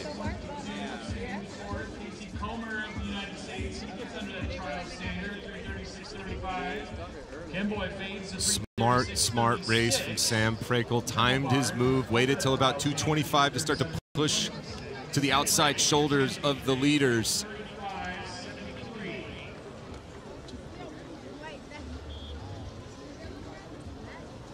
So we had 6 men under 3:37 right there. Coming through in this last 100, almost going 5 wide, but Prakel looking strong, tall, relaxed. Sizable field here in the women's 1,500 meters. We will allow them to get underway and introduce the athletes while they are racing. We've got So Prakel, in a very close finish, takes it. And excellent timing on that push around those final 200 meters. In an excellent race here in our men's 1,500. Sam Prakel is downstairs with Serenity. Now, Sam, you have plenty of experience for a race like this. So how has your experience just made you feel more comfortable in high caliber racing? I think just knowing that if I just move up at the right time, I'll have a shot to win. I just want to put myself in position with 300 to go and slowly just stalk the lead and save a card with 80 to go. And I think just knowing that my speed's coming around gave me some confidence the last 80. And you've spoken about focusing more on yourself this year. What does that look like for you? Just going into the race, trusting my training, knowing I can compete with anyone, and if I just move with confidence in the race, that I'll be happy with the effort. You basically matched your season 5 out here today. Are you happy with the race? Yeah, I mean, we didn't know if the race would go fast or not, and I think I just wanted to kind of not worry about time too much and focus on winning and competing, because that's what's going to matter at the trials. And good luck at the trials. Congrats. Thank you. Will? Thank you so much, Serenity. Sam Prakel doing a good job talking through the deep breaths. And again, I feel like I'm taking deep breaths with these guys and girls when they talk to us. And we just have headsets on. Women's 1,500 on deck. Olympic standard here is 4:02.50.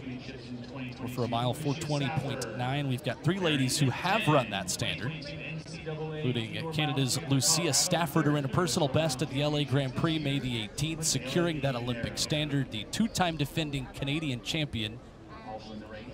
And it is a very good thing to be running personal bests leading into an Olympic Games. Yeah, I think Sam made a really good point there when he was talking to Serenity just about racing, about stepping to the line, and he was going to race this event. It wasn't about for Sam chasing any times. It was about getting in, staying in the right position, and making the move when he needs to. And this women's field is chock full of savvy racers. So women's 1,500 is off and running. You got Lucia Stafford. You've got Heather McLean, ranked 8th all-time in U.S. history. September 2022, she ran 3:58.76. secured the Olympic standard by 100th at the LA Grand Prix, running 4:02.49. You see the overhead look at these ladies getting started. Addie Wiley is in this field as well, 20-year-old who was 5th at the World U20 Championships in 2022, number 11 all-time in U.S. history. And back on April 20th, ran 4:03.45. She was 5th at the U.S. Championships last year, a very talented half-miler and miler that U.S. track and field fans are starting to know as a household name at 20 years old. Let's check in real quick downstairs with Serenity. I'm with the winner of the women's long jump, 671, Miss Tiffany Flynn. I know you were just talking about consistency. Is that what you were looking for coming into today? Honestly, yes. Just trusting my training and trusting that the big jumps are coming. So with consistency comes a big jump. So just trusting my training, and the consistency is a show that I'm doing what I'm supposed to do. So. Now, I know you personally, so what were you looking for coming into today? Give me a mark. 7 meters, to be real. And that's okay? For real. Yeah. Now, what's next for you in between now and Olympic trials? I'm going to do Chula Vista next week and then gear up for trials. All right. Good luck. Thank you. Back to you, Will. Thank you, Serenity. And the women's 1500, the pacer is off on the outside, and we've got Heather McLean running right there up front here in this field. That pacer was Kate Grace, who just clocked around 2 minutes in the 800 earlier this evening, doing double duty, maybe getting a little bit of a workout right here, trying to pull these women along. Went through that first 300, 46.04, 67.09. McLean and Stafford there leading proceedings. Got Dorcas Uwoy of Kenya, Addie Wiley, who we mentioned, Stephanie Brokaw, the American, and a quick top 5, single file here, waiting to maybe make a move here. Stafford, the Canadian, right behind Heather McLean, the American.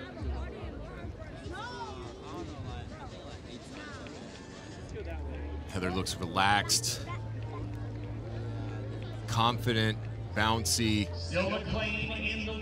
really comfortable, as Addie Wiley starting to make a move into the top 3, find a position before they come into the turn. Simultaneously, we get to see one of the best athletes in the world, Anna Hall, on her attempt in the high jump right there. So Wiley on the outside, Stafford there with Heather McLean, who's got the Olympic standard. These 3 out in front all have that Olympic standard. Addie Wiley, who ran a personal best last September in Belgium at 3:59.17. 2 of the best in U.S. history are side by side, and McLean and Wiley with a 2-time defending Canadian champion. Stafford still running very quickly in there as well. She was at the World Championships last year in Budapest, and this top 3 keeps changing order. Addie Wiley now in front. Stafford says, don't forget about me. McLean rounding out a very quick top 3. Let's see if the lead changes once again here in these final 100 meters. Wiley taking a peek up with a clock. The final 100 in this women's 1500. Stafford swinging to the outside.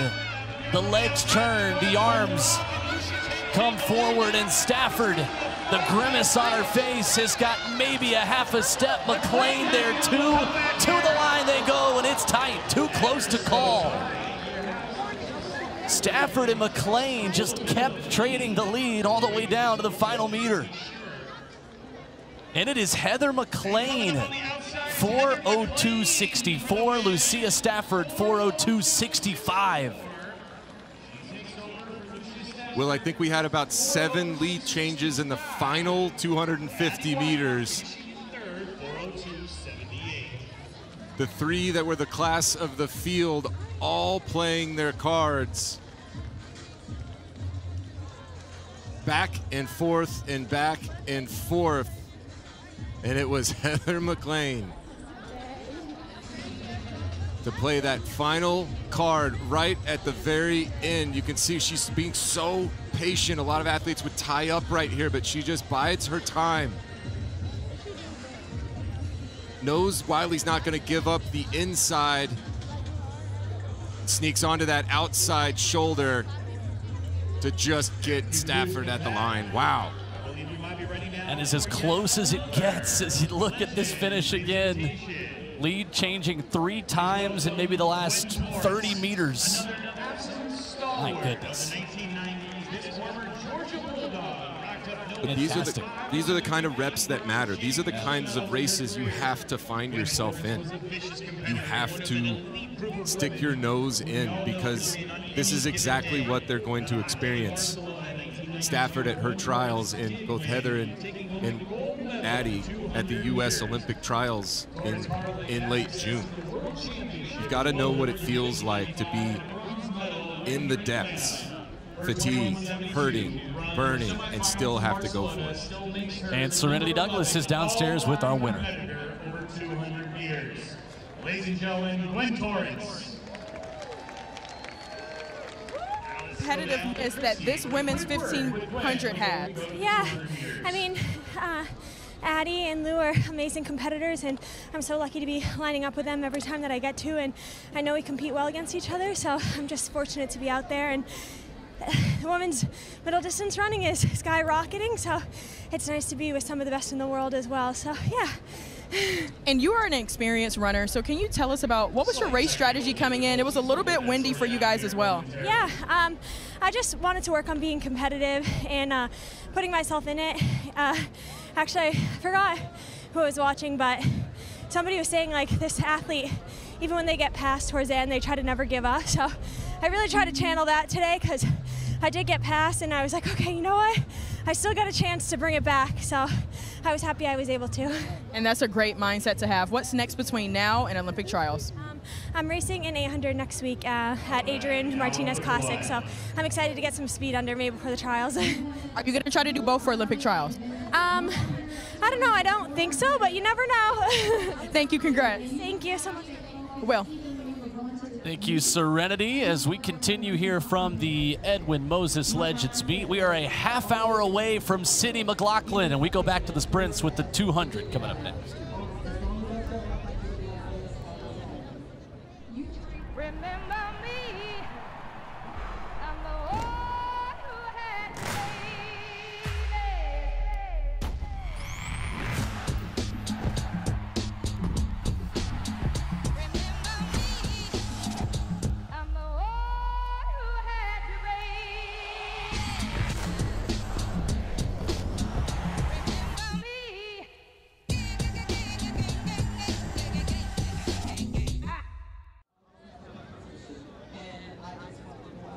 Back at Atlanta Morehouse College, where we bring you the debut of the 2024 American Track League season. Two-time world champion Trey Hardy, got another Texas Longhorn down on the field in Serenity Douglas. I finished 150th at my first race in cross country at the other UT at Tennessee. You don't want to hear about that. I'm Will Boling. This is the women's high jump that continues. A track fan is a track fan. Doesn't matter where you started or what you did. It is the pinnacle of human performance. And it doesn't matter how fast you run, how far you jump, how high you jump. You understand how special it is to watch some of these athletes do what they do. Bar at 1.81 m, that was Jamari Drake, former Georgia Bulldog. Got a lot of those here in Atlanta tonight. As that competition continues, there is Vashti Cunningham.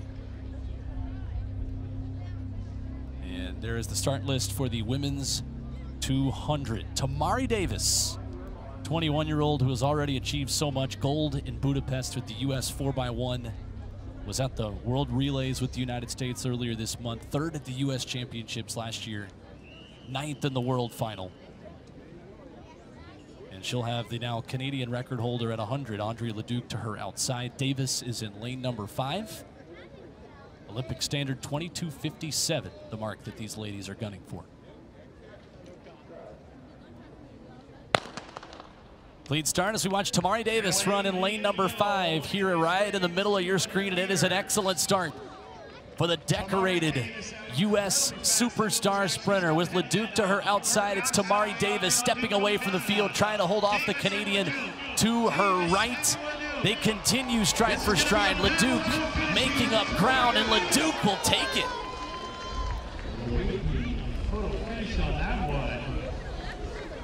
It was very close, but Andre Leduc 22:36. And that is legal win and a career best for the Canadian. I think that face says it all right there. What a battle. Very rarely do you have athletes like that in a 200-meter dash, stride for stride, in the entire last 100. Neither athlete giving an inch.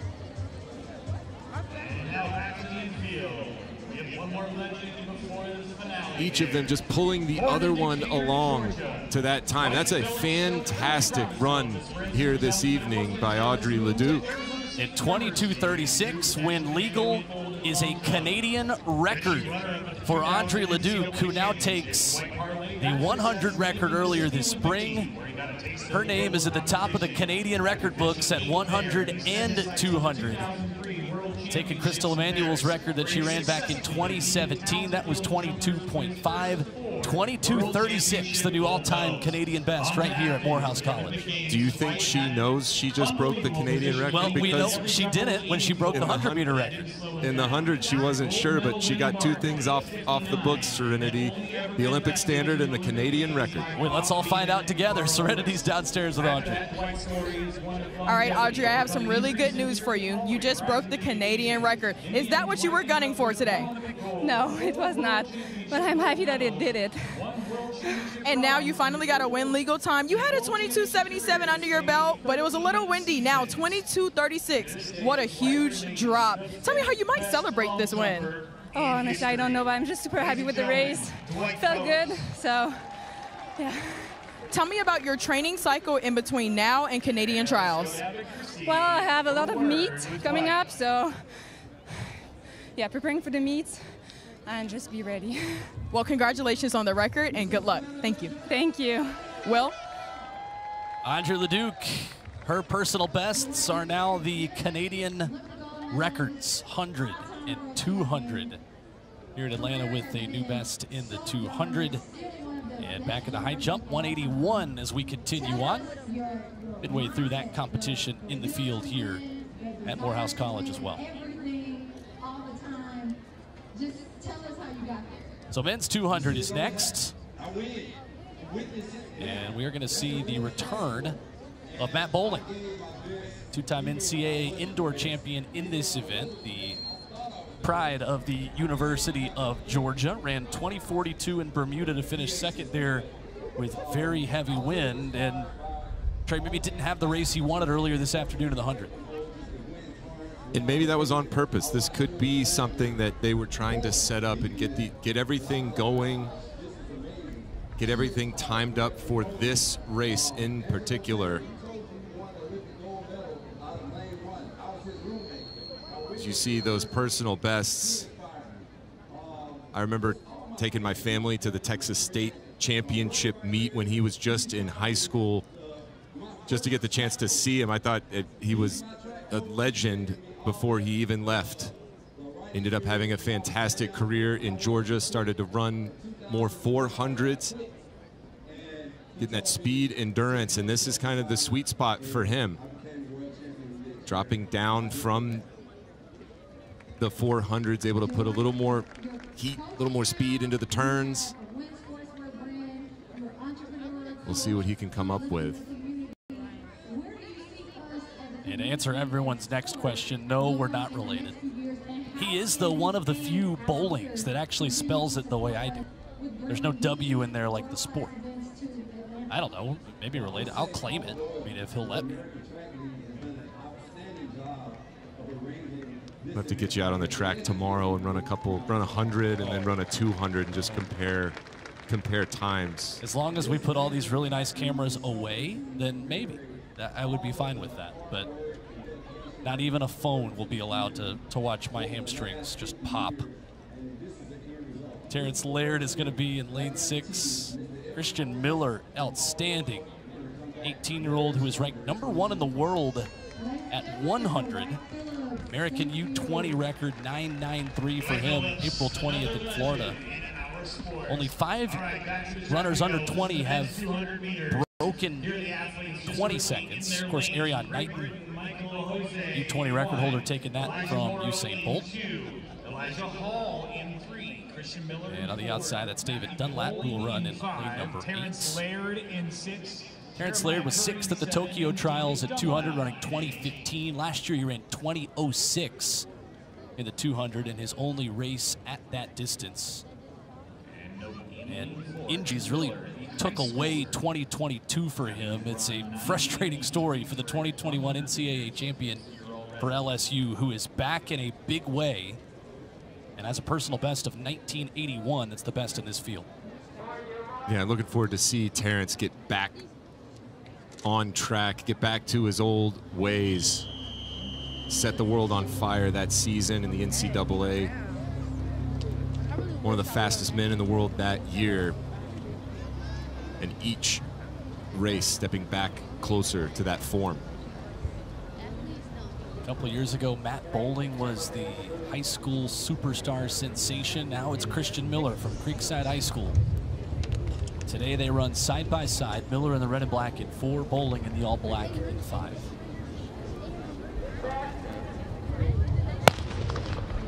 Clean start, even across the board. Matt Boling out well, running in lane number 5. Christian Miller is stride for stride with him. Boling making up the stagger on Laird to his outside, but it's Miller who has the lead halfway home. There on the inside in lane 2, you've got Elijah Morrow. Miller stepping away. Here comes Laird on the outside, and Terrence Laird powerfully surges across the finish line, your winner. Don't call it a comeback, 20.3. Terrence Laird takes the win, the talented American. Oh, he is back in a big way. Miller second, 20:54. Boling third in 20:58.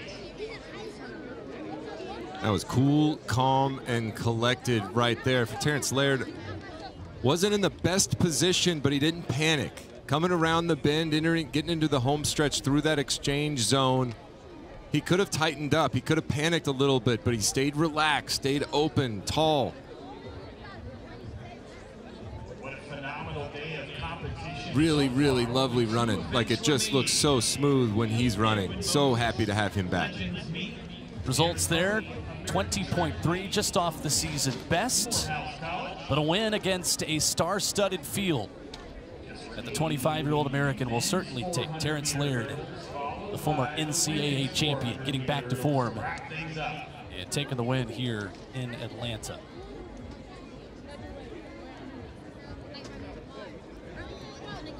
Let's go downstairs to Serenity. So I'm going to call this one, where has Terrence Laird been? You had a huge impact in college. Where did you go? Just injuries, just kind of all the chips stacking up against me. But now I'm healthy now.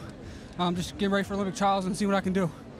So to have been dealing with injuries like that, coming back out here, it can be tough because there could be a mental block and you never know if something can happen again. So how do you prepare for races such as this? It's just another race. Just because, you know, you might feel something, nobody's 100% healthy. And I've went through it all through LSU career and before, so it's just another day at the office. Just go out here, put my best foot forward and see what I can do, and then make the tweaks and corrections next week at practice. Tired, can't breathe. Well, of course you're tired. You just ran really fast. Yeah, I guess it was all right. I feel like a lot of things I could have already done better, but it's all right. I'm cool with it. And you packed your bags. You're no longer in Baton Rouge. You are now training in LA. Who's your training group? What is it like? So I'm by myself. I'm with Coach Darrell Smith, of Cal Poly Pomona. And we just kind of been just working on things where, you know, just getting stronger, focusing on a lot of things deficiencies I had, and just staying healthy is the hardest part. Just because of all the injuries I've had, just kind of just setbacks and everything. But we got a plan, and it's going to come to fruition. Thank you. Congrats. Thank you. Well. Thank you so much, Serenity. And that leaves us with what we might say Trey Hardy is the main event. I think that's a safe assumption. 400 hurdles are on deck. The men followed by the women. Sydney McLaughlin gets ready to run in 10 minutes.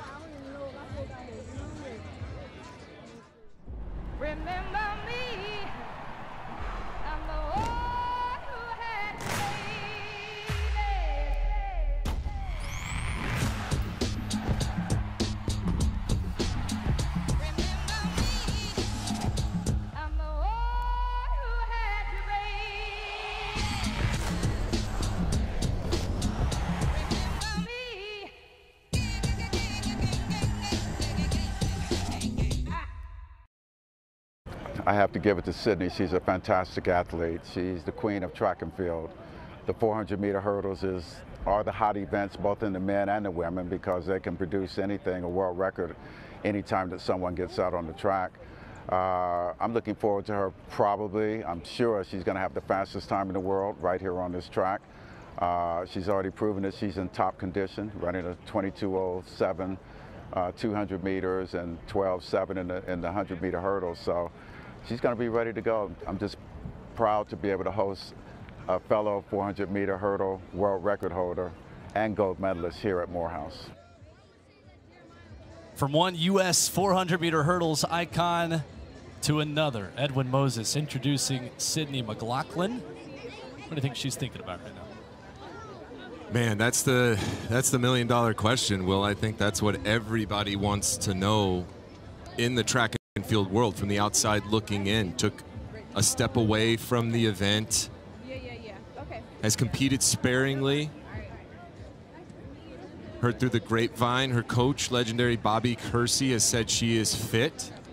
And I don't know what that means. If he said that she's been fit in years past, and also that was right before she set those world records. So no matter what, we're in for a treat. She's run a blistering 200-meter dash, so we know that her speed is there. She's run a very quick 100-meter hurdle race, so we know that the technique and the form is there.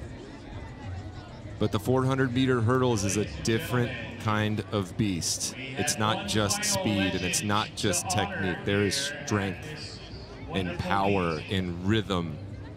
All of those things have to come together for 400 meters and 10 hurdles in order to put something down that is worthy of that woman right there. Getting in the zone and getting ready for her race in the women's 400-meter hurdles. Top time of the world is 53.72. Sid takes the track in just about 10 minutes. Our only race left tonight is the race that Edwin Moses went unbeaten in for 10 years, winning 122 consecutive races, 107 of them finals from 1977 to 1987. There is just something about this event in U.S. track and field. Just hearing you say that, it doesn't sound real. I think for myself of this generation, we can only, ask people who were around what it was like to see that, what it was like to witness that. And a lot of times they say, well, imagine like Sydney. Imagine what Sydney is doing. Edwin did that. He broke the world record 4 times. No one could touch him. And you said 10 years. It was 9 years, 9 months, and 9 days. Oh, wow. Okay. Yep. One of those things that'll stick with you forever. Nearly 10 years. That's right. That's some trivia right there. And it's just really special that it's come all the way back around. And he's right. These are the 2 hottest events in track and field for that reason. Every time you get to a major championship final or have these stacked fields, you're looking at a possible world record. And on the men's side, this race has been a blast as well. Ry Benjamin, Carson Warholm, and Alison Dos Santos have had some battles, and this, ladies and gentlemen, today has a little bit of a different meaning. It is the $1 million race, and the $1 million would not just go to the man running 47:02. So that is the Edwin Moses time to beat, still the number 6 time ever in this event. Trey Hardy tonight, if somebody in this race runs 47:02 or better, they will get $900,000, and someone in the crowd will get $100,000. It's not a bad deal. That's really generous of you, Will, to offer up that $1 million of your own money. Just about to ask you if broadcasters counted, if we could put our names in the hat for this, but I'm thinking, unfortunately, that's probably not true.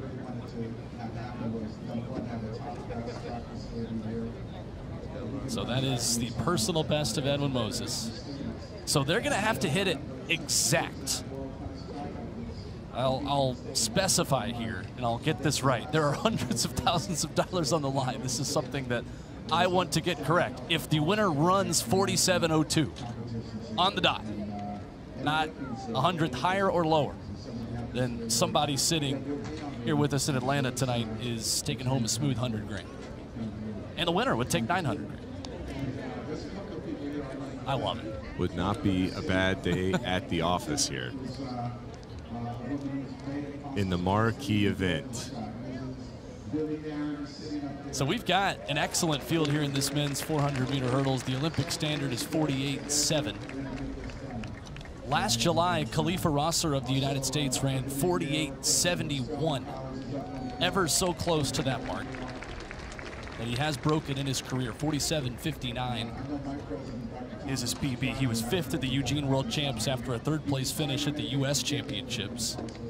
Tells you again, too, just how loaded this event is on the men's and women's side for the United States. Audric Bailey is in here as well, ran a personal best to finish 4th at the 2021 trials, 7th at the 2022 champs. The 30-year-old will be in lane number 5. World lead 46.63, belonging to Alison dos Santos. Yeah, it can't be understated what Karsten Warholm and Rai Benjamin have been able to do over the last 3 or 4 seasons, and just really open the floodgates of what's physically possible in this event. For the longest time, it was Edwin Moses, then Kevin Young, and those records stood for a really long time, and they seemed not quite unattainable, but just out of reach. And now, all of a sudden, we've got Dos Santos. We've got a whole slew of people worldwide that are running times now that would win medals in major global championships. And some of those times that won those medals wouldn't even make finals now. It's just a new dawn and a new era. 122 consecutive races. This guy was not only a talented runner, he was a physics and industrial engineering major at Morehouse. That is not the easiest thing to study while you're running over hurdles and winning hundreds of races. Winning U.S. titles in 77, 79, 81, and 83. And then, let's go to physics and industrial engineering and learn about things that are way over most people's heads. Yeah, right there. The man he was hugging right there is the famous Bobby Kersey, coach of Sydney McLaughlin, coached Allison Felix toward the end of her career.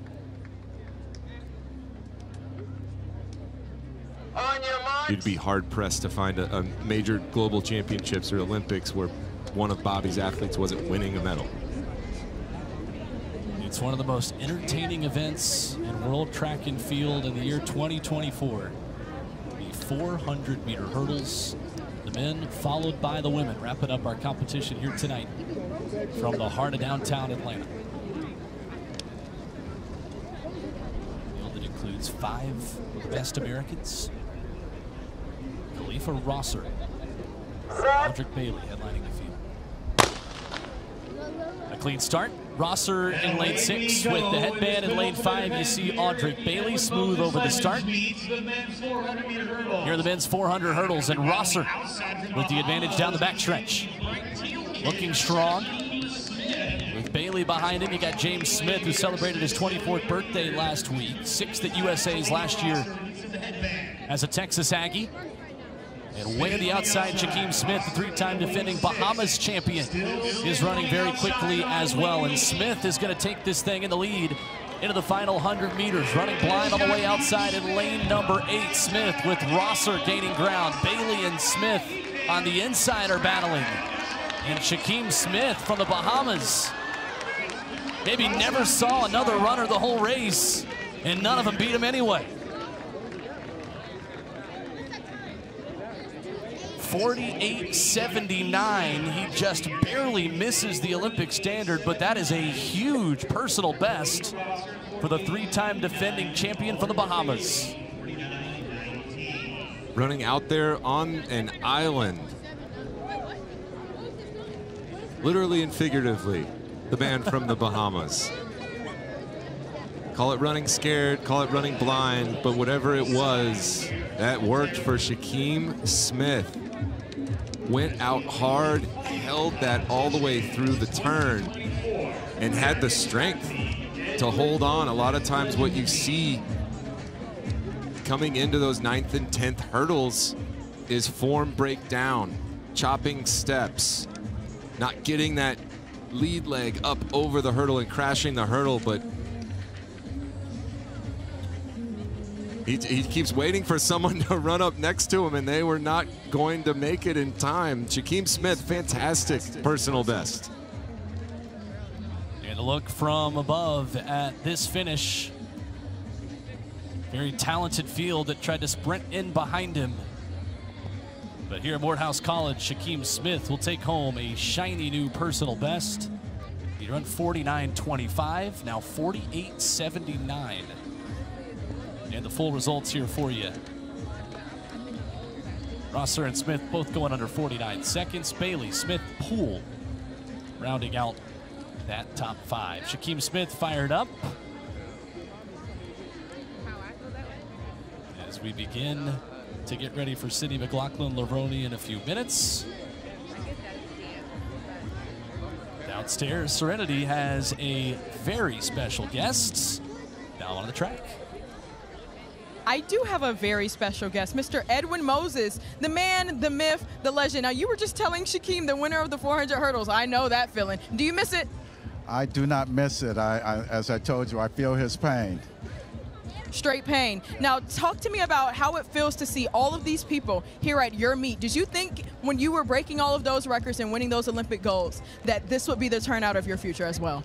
No, because we didn't have a track when I was running. That came in many years later. I never had the opportunity to run on a track at Morehouse College. So when we got the track refurbished over the last 2 years, my vision and the team that we put together, my guys, my Morehouse guys that discussed and made it possible for the track to be installed along with Billy Aaron, Hank Aaron's widow, who actually financed it. We wanted to install a track that could be certifiable for world records. It was an international track, international standards, all the equipment, everything first class. And then secondarily, we saw that we could, if we had all that, then we could have a crowd like we have today.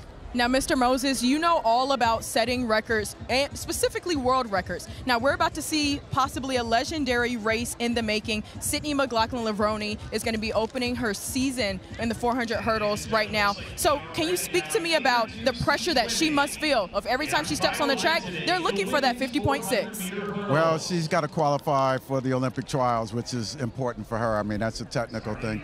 But I think the women's best time so far is in the mid 53s, and she's running a 50 point. So we're probably going to see the best time in the world this year, run here on the track. The weather's perfect, just a little bit of a breeze. So I'm just happy to have a world record holder, an Olympic champion at the track at Morehouse College. Legendary. Thank you so much for chopping it up with me just a little bit. Now we got to go watch Sydney. Back to you, Will. All right, thank you, Serenity. Rochelle Clayton has the top time of the world this year, 53.72 in the women's 400-meter hurdles. And the lady that has run the fastest time ever in this event is back. Sydney McLaughlin Levrone for the first time since August 8th, 2022 in Hungary, on a day where she ran 51.68. Sydney is back in her world record event. Trey Hardy, what do you want to see from her today? I want to see how it all comes together.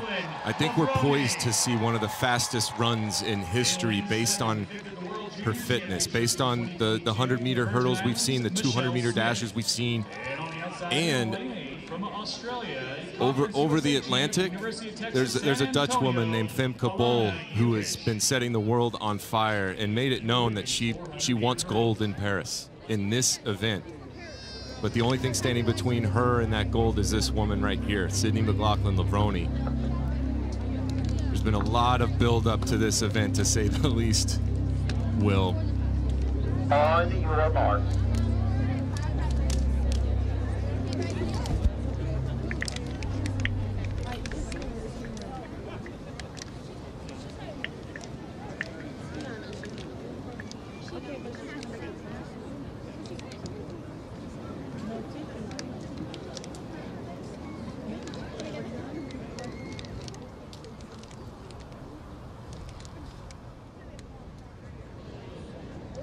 spreads.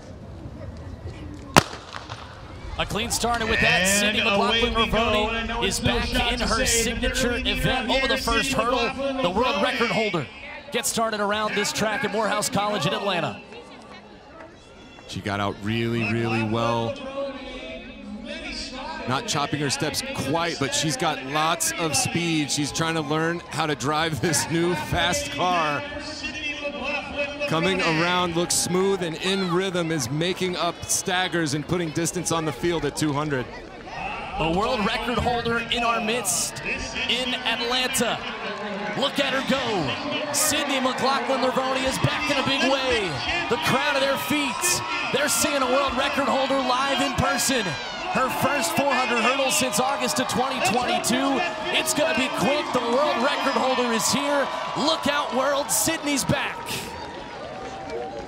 52.7. And by over a second, the #1 time in the world in 2024.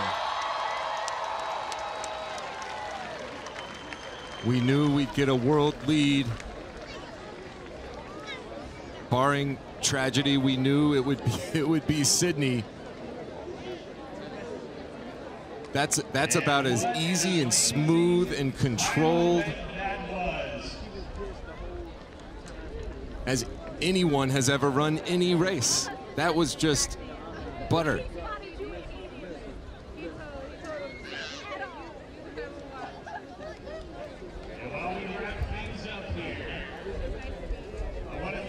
We get the congratulatory handshake. Two of the greatest of all time meeting at the end. It doesn't look like Sydney is affected as much as the other athletes have been after the ends of their races. Not a lot of huffing and puffing.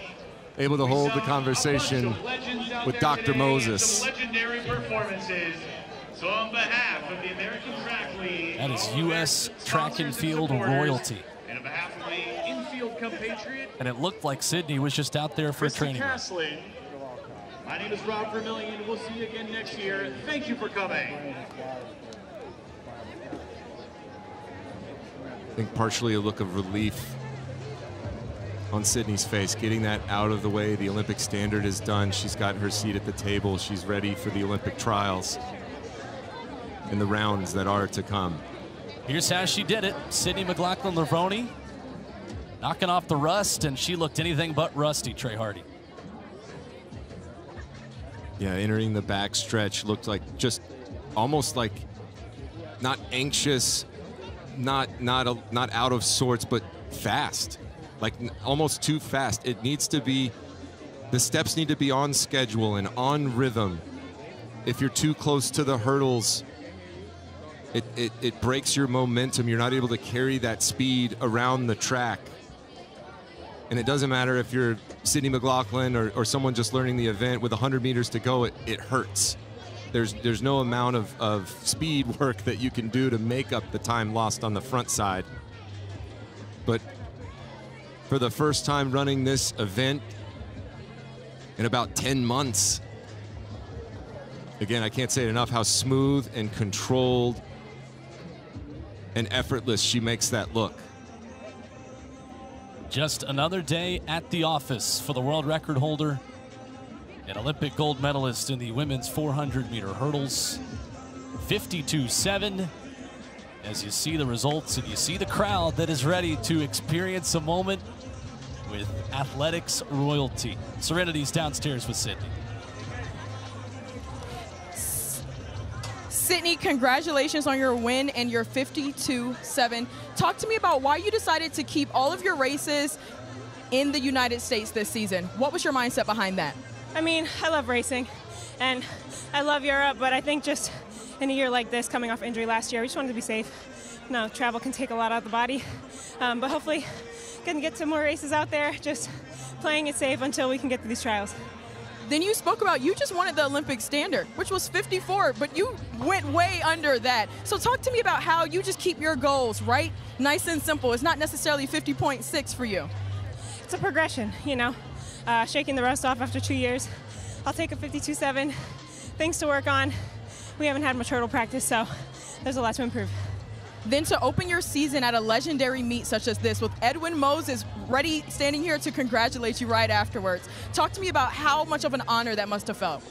Amazing. I've watched him so many times trying to model races after him, and to be able to have him here congratulate me and for him to put on this meet is amazing. Congratulations, Sydney. Thank you. Thank you. Will? It's a progression, she says, Trey Hardy, after running the #1 time in the world. I quote, not a lot of hurdle work. My jaw is on the floor. I'm going to try to pick up my jaw while Serenity, you take it from here. Let's go back down to Serenity. Paul Doyle, please explain this shirt. If we could get a close-up on this Sydney shirt. Sydney, do you like it? It's beautiful. I didn't even know they made them, but they look great.